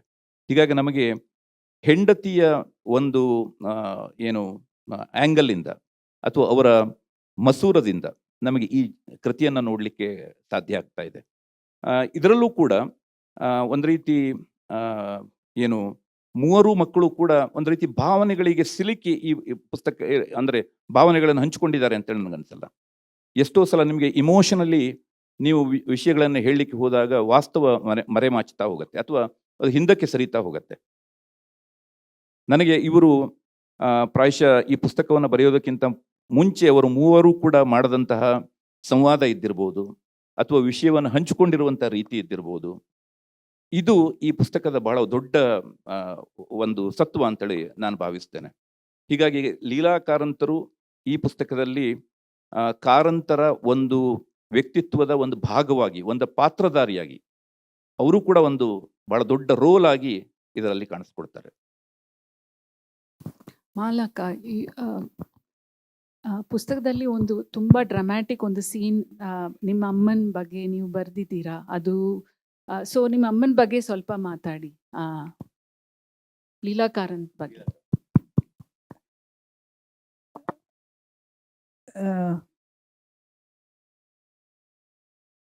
ಅಮ್ಮನ ಬಗ್ಗೆ ಬರೀಬೇಕಂದ್ರೆ ಅವರು ಭಾಳ ಕಾಂಪ್ಲೆಕ್ಸ್ ಪರ್ಸನ್. ಅವರ ಡೆಪ್ತನ್ನು ತಿಳ್ಕೊಳ್ಳಿಕ್ಕೆ ಟೈಮ್ ಬೇಕಾಗ್ತದೆ. ಆದರೆ ಅವರ ಬೇಸಿಕ್ ನೇಚರ್ ಏನಂದರೆ ಕಂಪ್ಯಾಷನ್. ತಾತ ಅಂತ ಹೇಳೋ ಬದಲು ಕಾರಂತರು ಅಂತ ಹೇಳ್ತೇನೆ. ಕಾರಂತರು ಇಂಟೆಲೆಕ್ಚುಯಲ್, ಅವ್ರು ಬೇರೆ ಬೇರೆ ಕ್ಯಾಟಗರಿ. ಇವರು ರಿಯಲ್ ಹ್ಯೂಮನ್ ಬೀಯಿಂಗ್. ಅವರ ಜಡ್ಜ್ಮೆಂಟ್, ಅವರ ಎಮೋಷನ್ಸ್ ಎಲ್ರಿಗೋಸ್ಕರ ಇತ್ತು. ಅವರು ಯಾರನ್ನು ಸೆಲೆಕ್ಟ್ ಮಾಡಿ ಏನೂ ಮಾಡ್ತಿರ್ಲಿಲ್ಲ. ಪ್ರತಿಯೊಬ್ಬರಿಗೂ ಅವರ ಹಾರ್ಟ್ ಫಸ್ಟ್ ಹೋಗ್ತಾ ಇತ್ತು. ಆ ಕ್ವಾಲಿಟಿ ಯಾರಲ್ಲೂ ಇಲ್ಲ. ಯಾಕಂದರೆ ನಾನು ಚಿಕ್ಕವಳಿರುವಾಗ ರಸ್ತೆಯಲ್ಲಿ ಹೊರಟ್ರೆ ಅವರು ಎಲ್ಲರದ್ದು ಕಷ್ಟ ಸುಖ ಕೇಳ್ಕೊಂಡು ಹೋಗ್ತಿದ್ರು. ನನಗೆ ತುಂಬ ಎಂಬ್ಯಾರಸ್ ಆಗ್ತಿತ್ತು, ಇದು ಯಾಕೆ ಹೀಗೆ ಮಾಡ್ತಾರೆ ಇವರು, ಕಂಡ್ಕಂಡವ್ರ ಹತ್ರ ಮಾತಾಡ್ತಾರೆ ಅಂತ. ಆಮೇಲೆ ನಾನು ಸೈಕಾಲಜಿಸ್ಟ್ ಆಗಿ ಟ್ರೈನಿಂಗ್ ತಗೊಂಡ ಮೇಲೆ ಗೊತ್ತಾಯಿತು, ಬಾರ್ನ್ ಕೌನ್ಸಿಲರ್ ಆಗಿದ್ರು ಅವರು. ನಮ್ಗೆ ಅರ್ಥ ಆಗ್ತಿರ್ಲಿಲ್ಲ ಅವ್ರು ಹೇಗೆ ಡೀಲ್ ಮಾಡ್ತೀನಿ. ಆ ಕಂಪ್ಯಾಷನ್ ಉಂಟಲ್ಲ, ಅದನ್ನು ಕಲಿಯೋದು ತುಂಬ ಕಷ್ಟ. ಇಂಟೆಲೆಕ್ಚುಯಲ್ ಕಾಂಟ್ರಿಬ್ಯೂಷನ್ ಕಲಿಯೋದು ಸುಲಭ, ಆದರೆ ಕಂಪ್ಯಾಷನ್ ಕಲಿಯೋದು ಭಾಳ ಕಷ್ಟ. ಅದು ನೋಡಿದರೆ ನಂಬಬೇಕಾಗತ್ತೆ. ಉಲ್ಲಾಸ್ ಅವರೇ, ಗ್ರೋಯಿಂಗ್ ಅಪ್ ಕಾರಂತ್ ಪುಸ್ತಕ ದಲ್ಲಿ ನನಗೆ ಒಂದು ಪ್ರಶ್ನೆ ಇತ್ತು. Was Leela Karanth a victim ಅಂತ. ಸೊ ಅದರ ಬಗ್ಗೆ ಮಾತಾಡ್ತೀರಾ? ನಿಮ್ಮ ಅಮ್ಮ ಸಾಫ್ಟ್ ಪರ್ಸನ್ ಆಗಿರುತ್ತೆ, ಸೊ ಅದರ ಬಗ್ಗೆ ಮಾತಾಡ್ತೀರಾ? Leela Karanth, was she a victim of your father's genius? No, I don't think so. ಅವರು ಸಾಫ್ಟ್ ಅವರಿಗೆ ಕಂಪ್ಯಾಷನ್ ತುಂಬ ಇತ್ತು. ಸಾಫ್ಟ್ ಪರ್ಸನ್ ಅಲ್ವೇ ಅಲ್ಲ. She was a tough cookie. ತಾತನಿಗಿಂತ ಅವರಿಗೆ ಧೈರ್ಯ ಇತ್ತು. ಒಂದು ಫಿಸಿಕಲ್ ಡಿಫಿಕಲ್ಟ್ ಸರ್ಕಮ್ಸ್ಟಾನ್ಸ್ನಲ್ಲಿ ತಾತ ಪುಕ್ಲ, ಇವರಿಗೆ ಧೈರ್ಯ ಇತ್ತು. ಇದರ ಒಂದು ದೃಷ್ಟಾಂತ ಏನಂದ್ರೆ, ನನ್ನ ಅಣ್ಣನಿಗೆ ಟ್ಯೂಮರ್ ಆಗಿ ತೀರಿ ಹೋದ. ಆ ರೀತಿ ಯಾರಾದ್ರೂ ಒಂದು ಆಸ್ಪತ್ರೆಯಲ್ಲಿದ್ರೆ ಅಥವಾ ಕಷ್ಟದಲ್ಲಿದ್ರೆ, ಒಂದು ಗಾಯ ಆಗಿದ್ರೆ ಎಲ್ಲ ತಾತನಿಗೆ ನೋಡ್ಲಿಕ್ಕೆ ಆಗುದಿಲ್ಲ. ಆಚೆ ಹೋಗಿ ಸಿಗರೇಟ್ ಸೇದ್ಕೊಂಡು ನಿಲ್ಲುವರು. ಇವ್ರು ಹಾಗೆಲ್ಲ ಅಲ್ಲಿ ನಿಂತು ಬ್ಯಾಂಡೇಜ್ ಕಟ್ಟಿ ಅವನನ್ನು ರಿಪೇರಿ ಮಾಡಿ ಬೈದು ತಲೆ ಸವರಿ ಎಲ್ಲ. She was an amazing person till she got this ಮ್ಯಾನಿಕ್ depressive. ಆಮೇಲೆ ವೀಕ್ ಆದ್ರು, ಆದ್ರೆ ಗಟ್ಟಿತನ ಇತ್ತು, ಆದ್ರೆ ಶಕ್ತಿ ಹೋಯ್ತು. ಅವರಿಗಿದ್ದ ಫಿಸಿಕಲ್ ಕರೇಜ್ ತುಂಬಾ ಇತ್ತು ಅವರಿಗೆ. ನನಗೆ ಹೇಳ್ತಿದ್ರು ಅವರು, ನೋಡು ನಿನ್ಗೆ ಕಾರಂತರ ಸಿಟ್ಟು ಉಂಟು, ನಿನ್ನ ಮೈಯಲ್ಲಿ ಬಂಟ್ರ ರಕ್ತ ಉಂಟು, ಎರಡನ್ನು ಕಂಬೈನ್ ಮಾಡಬೇಡ ಅಂತ ಹೇಳ್ತಿದ್ರು ನನಗೆ ಅವರು. ಸೊ ಅದು ಒಂದು. ಮತ್ತೆ she was a very insightful person. Judgement, ಒಬ್ಬರನ್ನು ನೋಡಿದ್ರೆ ಇದು ತೋರಿಕೆಗ ಇದು ಒಳಗಿದ್ದ ಆ ಜಡ್ಜ್ಮೆಂಟ್, ಒಬ್ಬರು ವ್ಯಕ್ತಿಯನ್ನು ಜಡ್ಜ್ ಮಾಡೋದು ಸುಲಭ ಅಲ್ಲ. ಅದರಲ್ಲಿ ನಮ್ಮ ತಂದೆ useless.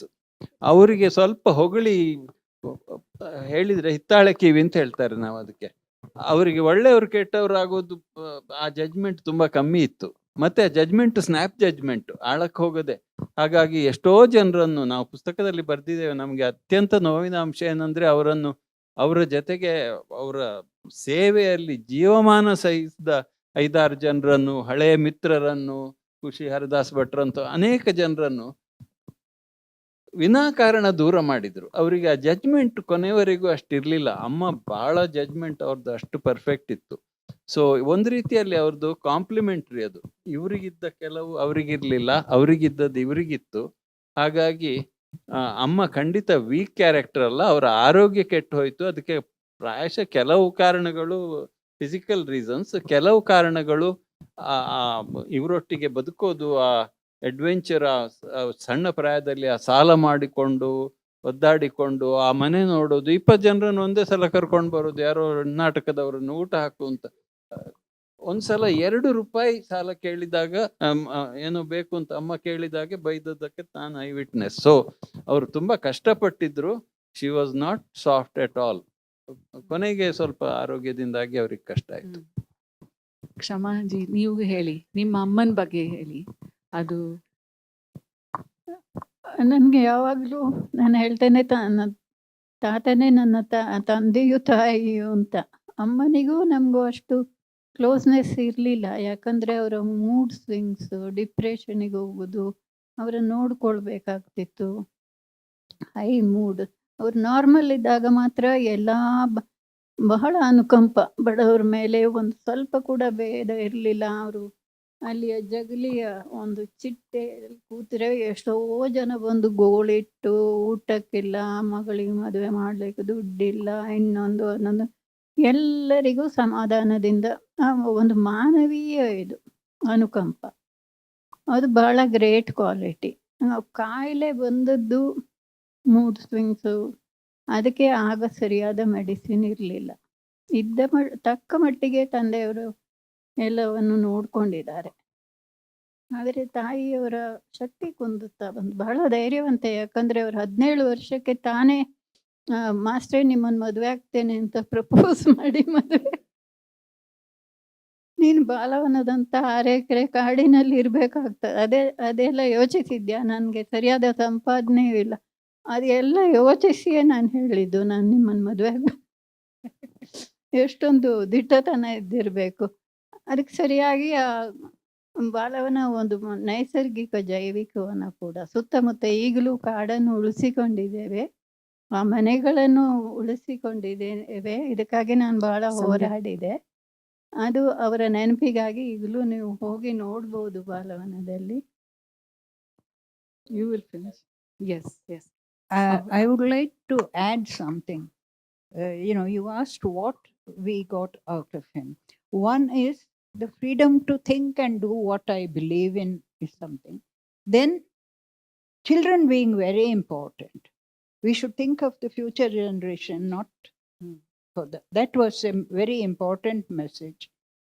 But then what I caught from him was travel bug. I have traveled so much, and I wondered why I love traveling, going all over the world.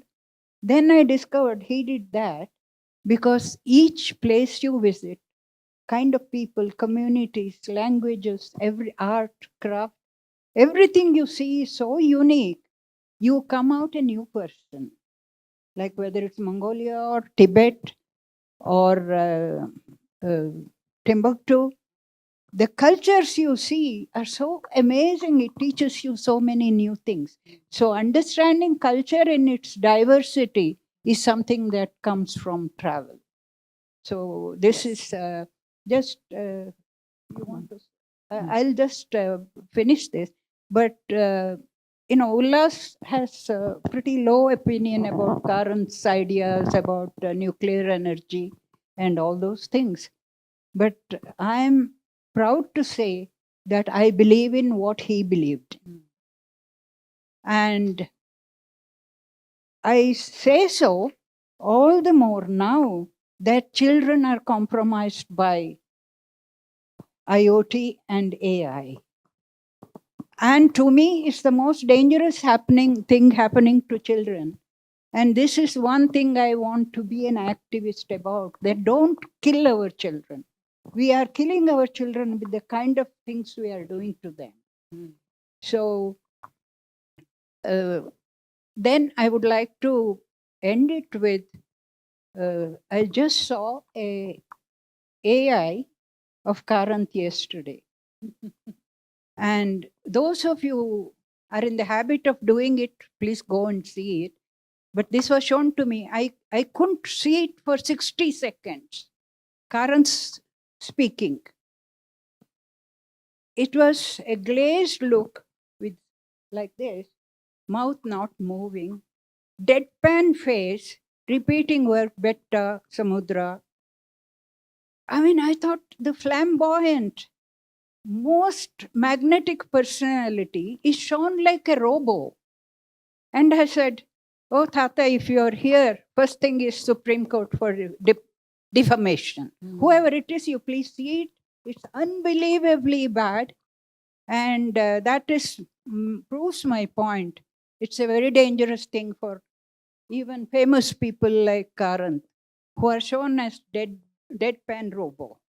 Thank you.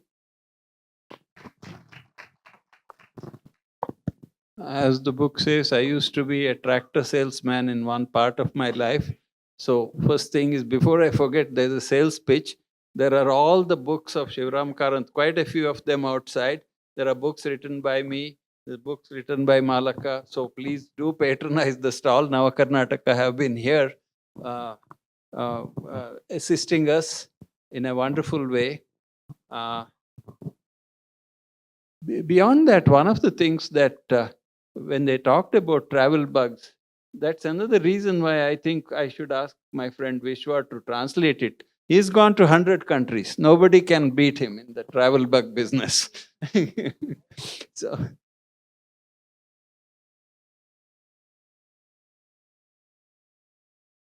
ಎಲ್ರಿಗೂ ನಮಸ್ತೆ. ನಾನು L G Meera ಅಂತ, ವೃತ್ತಿಯಿಂದ ಕನ್ನಡ ಪ್ರಾಧ್ಯಾಪಕಿ, ಪ್ರವೃತ್ತಿಯಿಂದ ಒಬ್ಬ ಲೇಖಕಿ ಮತ್ತು ಸಂಗೀತ ನಾಟ್ಯದಲ್ಲಿ ಆಸಕ್ತಳು. ನಾನು ಇಂಗ್ಲೀಷ್ನಲ್ಲಿ growing up ಕಾರಣ್ ಪುಸ್ತಕ ಓದಿದೆ. ನನಗೆ ಬಹಳ ಅಚ್ಚರಿ ಮತ್ತು ಸಂತೋಷ ತಂದ ಅಂಶ ಅಂದರೆ, 3 ಜನ ಲೇಖಕರು ಅವರು ಕಾರಂತ್ರನ್ನ ಕೇವಲ ತಂದೆಯಾಗಿ ಅಲ್ಲದೆ ಒಬ್ಬ ಸಾರ್ವಜನಿಕ ಸಾಂಸ್ಕೃತಿಕ ವ್ಯಕ್ತಿಯಾಗಿ ಬಹಳ ಸಮತೋಲನದಿಂದ ನೋಡಿದ್ದಾರೆ ಅಂತ ನನಗೆ ಅನ್ನಿಸ್ತು. ಅದು ವಸ್ತುನಿಷ್ಠವಾಗಿ ನೋಡೋದು ಕಷ್ಟ ತಂದೆಯನ್ನು. ಅದು ನನಗೆ ಬಹಳ ಇಷ್ಟವಾದ ಒಂದು ಅಂಶ. ಎರಡನೇದು ಕೇಳ್ವಿ ಪ್ರಶ್ನೆ ಕೇಳ್ತೀನಿ ಮೇಡಮ್. ಲೀಲಾ ಕಾರಂತು ಕಾರಂತರ ಬೆರಳುಗಳನ್ನು ನೋಡಿ ಅವ್ರನ್ನ ಇಷ್ಟಪಟ್ಟೆ ಅಂತ ಹೇಳಿದ್ದಾರೆ. ಅವರು ಬೆರಳುಗಳು ಎಷ್ಟು ಬೇಗ ಬೇಗ ಬೇಗ ಬೇಗ ನಾಟಕಕ್ಕೆ ಬೇಕಾದ್ದನ್ನೆಲ್ಲ ಮಾಡ್ತಿದ್ರು ಅಂತ. ಅದು ನನಗೆ ನೆನಪಲ್ಲಿ ಉಳ್ಕೊಂಡು ಬಿಡ್ತು ಲೀಲಾ ಕಾರಂತರ ಬಗ್ಗೆ. ಮತ್ತು ಅವರು ಇನ್ನೊಂದು ಕಡೆ ನನ್ನ ಕಾರಂತ ಸಪ್ತವರ್ಣದ ಕಾಮನ ಬಿಲ್ಲು ಅಂತ ಹೇಳಿದರು. ಅದು ನೆನಪಾಯ್ತು ಅದನ್ನೆಲ್ಲ ಓದಿದಾಗ. ನನಗೆ ನಿಮ್ಮಲ್ಲಿ ಒಂದು ಪ್ರಶ್ನೆ, ಮೂವರನ್ನು ಕೇಳಕ್ಕೆ ಇಷ್ಟಪಡ್ತೀನಿ ನಾನು. ಮನೆಯಲ್ಲಿ ಒಂದು ಮಗ ಸಾಯೋದಂದರೆ ಬಹಳ ದುಃಖಕರ ವಿಚಾರ. ವೈಯಕ್ತಿಕವಾಗೂ ನಾನು ಅದನ್ನು ನನ್ನ ತಾಯಿಯವರು ಕಷ್ಟಪಟ್ಟಿದ್ದು ನೋಡಿದ್ದೇನೆ, ಬೇರೆ ಮನೆಗಳಲ್ಲೂ ನೋಡಿದ್ದೇನೆ. ಹರ್ಷ ಅವರ ಸಾವು ಹೇಗೆ ಅದನ್ನು ನೀವು ತಡ್ಕೊಂಡ್ರಿ? ಅದು ನಿಮಗೆ ತುಂಬ ಕಷ್ಟ ಆಗಿರ್ಬೋದು, ತಂದೆ ತಾಯಿಯವರಿಗೂ ತುಂಬಾ ಅದು ನೋವಿನ ವಿಚಾರ ಆಗಿರ್ಬೋದು. ಆ ದುಃಖದ ಕಡಲನ್ನು ನೀವು ಹೇಗೆ ದಾಟಿದ್ರಿ ಅಂತ ಕೇಳಬೇಕು ಅಂತ ಅನಿಸುತ್ತೆ. ಅವಕಾಶಕ್ಕಾಗಿ ಧನ್ಯವಾದಗಳು. ಅದು ಈಗ ಒಂದು ಮಾಲಕ ಹೇಳಿದ್ರಲ್ಲಿ ಒಂದು ಬಹಳ ಮುಖ್ಯ ಅಂಶ ಇದೆ. ಕಾರಂತರು ಹರ್ಷ, ನಮ್ಮ ಅಣ್ಣ ಹರ್ಷ 38ನೇ ಇಸ್ವಿ 1938ರಲ್ಲಿ ಹುಟ್ಟಿದ್ದು. ಮಾಲಕ 40ರಲ್ಲಿ ಹುಟ್ಟಿದ್ದು. ಆಮೇಲೆ 8 ವರ್ಷ ಗ್ಯಾಪ್ ನನ್ನ ಹತ್ರ. ನಾನು 48ರಲ್ಲಿ ಹುಟ್ಟಿದ್ದು, ಇವಳು 50ರಲ್ಲಿ ಹುಟ್ಟಿದ್ದು. ಅವರು ಅಮ್ಮ ಹರ್ಷಣ್ಣ ಅಮ್ಮ ಎಲ್ಲ ಅವರ ಸತ್ವ ಪೂರ್ತಿ ಇರುವಾಗ ನಾವು ನೋಡಿಲ್ಲ, ನಾವು ಕಮ್ಮಿ ನೋಡಿದ್ದು. ಅವರು ನೋಡಿದ್ರು. ಹರ್ಷಣ್ಣ ತೀರಿಕೊಂಡ ಬಗ್ಗೆ ಹೇಳಬೇಕಾದ್ರೆ, ಫ್ರ್ಯಾಂಕ್ ಆಗಿ ಹೇಳಬೇಕಾದ್ರೆ, ನನಗೂ ಅವನಿಗೂ ಯಾವುದೇ ಒಂದು ಅನ್ಯೋನ್ಯತೆ ಇರಲಿಲ್ಲ. ಅವನ ಫ್ರೆಂಡ್ಸ್ ಒಟ್ಟಿಗೆ ಇರ್ತಿದ್ದ, ಮತ್ತೆ ತುಂಬ ಕಾಡು ಪ್ರಾಣಿಗಳ ಬೇಟೆ ಮಾಡ್ತಿದ್ದ. ನನಗಾಗಲೇ ಇದರ ಬಗ್ಗೆ ತುಂಬ ಪ್ರೀತಿ ಇತ್ತು. ಅದೊಂದು ನನಗೆ ಭಿನ್ನಾಭಿಪ್ರಾಯ ಇತ್ತು ಅವನ ಮೇಲೆ. ಆದರೂ ಒಂದೊಂದು ಸಲ ದಾರಾಸಿಂಗ್ ಕುಸ್ತಿ ತೋರಿಸ್ಲಿಕ್ಕೆ ಮಂಗಳೂರಿಗೆ ಕರ್ಕೊಂಡು ಹೋಗೋದು ಅದೆಲ್ಲ ಮಾಡ್ತಿದ್ದ. ಬಟ್ ಆದರೆ ನನಗೆ ತುಂಬ ಎಫೆಕ್ಷನ್ ಇರಲಿಲ್ಲ. ತೀರ್ಕೊಂಡಾಗ ದುಃಖ ಆಯಿತು, ಆದರೆ ಇಮೋಷನಲಿ ಅಷ್ಟು ಆಳವಾದ ದುಃಖ ಆಗಲಿಲ್ಲ. ಉಲ್ಲಾಸನ ಹೇಳಿದ ಹಾಗೆ ನಾವಿಬ್ಬರು ಭಾಳ ಏಜ್ ಡಿಫ್ರೆನ್ಸು ಇಲ್ಲ, ಜೊತೆಗೆ ಒಡನಾಟ, ಆಟ ಆಡಿ ಲೂಟಿ ಮಾಡ್ಕೊಂಡಿದ್ದ ಮಕ್ಕಳು. ಹರ್ಷಣ್ಣ ನಮ್ಗಿಂತ ದೊಡ್ಡವನು. ಅವ್ನು ಬಂದರೂ ಎಲ್ಲಾದರೂ ನಮ್ಮನ್ನು ಗದರಿಸ್ತಿದ್ದ. ಬೆಳಿಗ್ಗೆ ಹೋದರೆ ಸಂಜೆ ಅಷ್ಟೇ ಬರೋದು. ಮತ್ತು ಹಲವಾರು ಬಿಸ್ನೆಸ್ ಮಾಡಿ ಅದೆಲ್ಲ ಸಾಲ ಸೋಲಾಗಿ ನಮ್ಮ ತಂದೆಗೆ ತುಂಬ ಕಷ್ಟ ಕೊಟ್ಟಿದ್ದ. ಆದರೂ ತೀರಿ ಹೋದಾಗ ಬಹಳ ದುಃಖ ಆಯಿತು.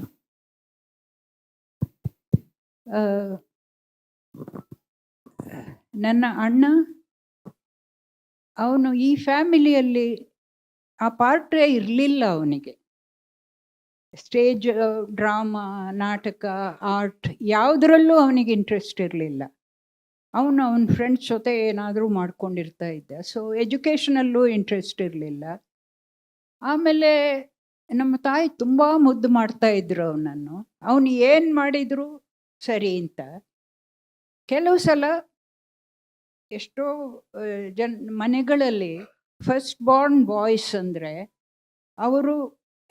ಅವರೇ ಬಹಳ ಮುಖ್ಯ ಜೀವನದಲ್ಲಿ. ಹಾಗಾಗಿ ನನ್ನ ಅಮ್ಮನಿಗೆ ಅವನು ಬಹಳ ಮುಖ್ಯ ಇದ್ದ. ಅವನು ಏನೇ ಮಾಡಿದರೂ ಸರಿ ಅಂತ. ಆದರೆ ಅವನಿಂದಾಗಿ ನಮ್ಮ ತಂದೆಗೆ ತುಂಬ ಕಷ್ಟ ಆಯಿತು. ಅವನು ಓದ್ತಿರ್ಲಿಲ್ಲ, ಹಂಟಿಂಗಿಗೆ ಹೋಗ್ತಾ ಇದ್ದ, ಯಾರ್ಯಾರೋ ಕೆಟ್ಟ ಕಂಪನಿ ಇಟ್ಕೊಂಡಿದ್ದ. ಹಾಗಾಗಿ ತುಂಬ ಸ್ಟ್ರೆಸ್ ಆಗ್ತಿತ್ತು. ಅವರು ನನಗೆ ಪತ್ರ ಬರೀತಾ ಇದ್ರು, ಅಣ್ಣ ಹೀಗೆ ಮಾಡೋದ, ಅಣ್ಣ ಹೀಗೆ ಮಾಡ್ತಾನೆ, ಹಾಗೆ ಮಾಡ್ತಾ ಇದ್ದಾನೆ, ನಾನು ಏನು ಮಾಡಬೇಕು. ಆಮೇಲೆ ಅದರ ಬಗ್ಗೆ ಅವನನ್ನು ಮುಂಬೈಗೆ ಕಳಿಸಿ ಅಲ್ಲಿ ಸರಿ ಹೋಗಲಿ ಅಂತ ಯಾರೋ ಫ್ರೆಂಡ್ಸ್ ಜೊತೆ ಇಟ್ಟಿದ್ರು. ಆದರೆ ಅವನಿಗೆ ಕ್ಯಾನ್ಸರ್ ಬರುವ 2 ವರ್ಷದ ಮೊದಲು ನಾನು ಹೋಗಿದ್ದೆ ಮುಂಬೈಗೆ. ಆವಾಗ ಅವನು ನನ್ನ ಹತ್ರ ಮಾತಾಡಿದ, ನಾನು ತುಂಬ ತಪ್ಪು ಮಾಡಿದ್ದೇನೆ, ನಾನು ಹೀಗೆಲ್ಲ ಮಾಡಬಾರ್ದಿತ್ತು. ಆಮೇಲೆ ನನಗೆ ಆಗ ಅವನನ್ನು ಅರ್ಥ ಮಾಡ್ಕೊಳ್ಳೋಕ್ಕಾಯ್ತು. ಅವನಿಗೆ ಈಗ ತಿಳಿದಿದ್ದೆ ನಾನು ಮಾಡಿದ ತಪ್ಪು ಅಂತ. ಆದರೆ ಈಗ ತುಂಬ ಲೇಟು, ಯಾಕಂದರೆ ಅವನು ಅದಾದ ಕೂಡಲೇ ಅವನು ತೀರಿ ಹೋದ. ಹಾಗಾಗಿ ನಾನು ಅವನ ಜೊತೆ ತುಂಬ ಕರೆಸ್ಪಾಂಡ್ ಮಾಡಿದೆ. ಆ 2 ವರ್ಷದಲ್ಲಿ ಅವನ ಪರಿಚಯ ನನಗೆ ತುಂಬ ಆಯಿತು. ಅದರ ಮೊದಲು ಅವನಷ್ಟಕ್ಕೆ ಇರ್ತಾ ಇದ್ದ. ಆದರೆ ನಮ್ಮ ತಾಯಿ ಅದರಿಂದ ರಿಕವರ್ ಆಗಲಿಲ್ಲ. ಅವನ ಡೆತ್ತಿಂದ ಅವರು ಮುಂಬೈಯಿಂದ ಬಂದು ನಾನು ಹೇಳಿದೆ, ಅಮ್ಮ ನಾನಿದ್ದೇನಲ್ಲಮ್ಮ, ನಾನು ನಿನ್ನನ್ನು ನೋಡ್ಕೊಳ್ತೇನೆ ಅಂತ ಹೇಳಿದರೆ ಅವ್ರು ರೆಸ್ಪಾಂಡ್ ಮಾಡಲಿಲ್ಲ. ಅದು ಅವನೊಬ್ಬನೇ, ಇನ್ಯಾರೂ ಇಲ್ಲ. ನಾವು 3 ಜನ ಇದ್ದೆವು, ಆದರೆ ಅವನ ಈಕ್ವಲ್ ಇರಲಿಲ್ಲ. ಅದು ಕೆಲವು ತಾಯಂದ್ರೆ ಹಾಗಿರ್ತಾರೆ, ಏನು ಮಾಡೋ ಹಾಗಿಲ್ಲ. Thank you.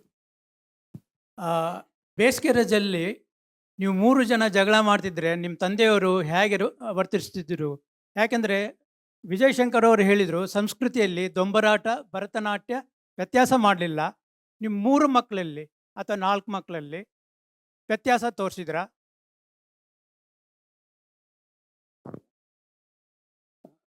ಇಲ್ಲ, ಅದು 4 ಮಕ್ಕಳು ಅಂದರೆ ಅದರಲ್ಲಿ 2 ಗ್ರೂಪು. ಇವಳು ಮತ್ತೆ ಹರ್ಷಣ್ಣ ಒಂದು ಗ್ರೂಪು, ನಾವಿಬ್ರು ಒಂದು ಗ್ರೂಪು. ಕಾರಂತರಿಗೆ ಮೂಗಿನ ತುದಿಯಲ್ಲಿ ಸಿಟ್ಟು. ವರ್ಷ ಆದಾಗೆ ಅವರ ಸಿಟ್ಟು ಕಮ್ಮಿ ಆಗ್ತಾ ಬಂತು. ಬಹಳ ಮೈಲ್ಡ್ ಆದ್ರು ಅವರು. ಮೊದಲಿನ ರೌದ್ರಾವತಾರ ಎಲ್ಲ ಇವರಿಗೆ ಹೆಚ್ಚು ಸಿಕ್ಕಿರೋದು. ಮಾಲಕ್ಕ ಒಳ್ಳೆಯವಳಾಗಿದ್ದರಿಂದ ಅವಳಿಗೆ ಅಷ್ಟು ಇದಿಲ್ಲ. ಹರ್ಷಣ್ಣನಿಗೆ ಅವರಿಗೂ ತುಂಬಾ ಕ್ಲಾಶ್ ಆಗ್ತಿತ್ತು. ನಮ್ಮನ್ನು ನಾನೊಂಥರ ಮಧ್ಯದಲ್ಲಿ, ನನ್ನನ್ನು ತುಂಬಾ ಪ್ರೀತಿ ಮಾಡ್ತಿರ್ಲಿಲ್ಲ, ಆದರೆ ಕೆಲವು ವಿಚಾರದಲ್ಲಿ ತುಂಬಾ ಇಷ್ಟ ಇತ್ತು, ಈ ನಿಸರ್ಗ ಅದೆಲ್ಲ. ಇವಳು ಅತಿ ಮುದ್ದಿನವಳು. ಅವಳು ಏನು ಕೇಳಿದ್ರು ತಪ್ಪಿಲ್ಲ, ಅವಳಿಗೆ ಏನು ಕೇಳಿದ್ರು ಕೊಡ್ತಿದ್ರು. ಎಲ್ಲರಿಗೂ ಮತ್ತೊಮ್ಮೆ ಧನ್ಯವಾದಗಳು ಬಂದಿದ್ದಕ್ಕೆ.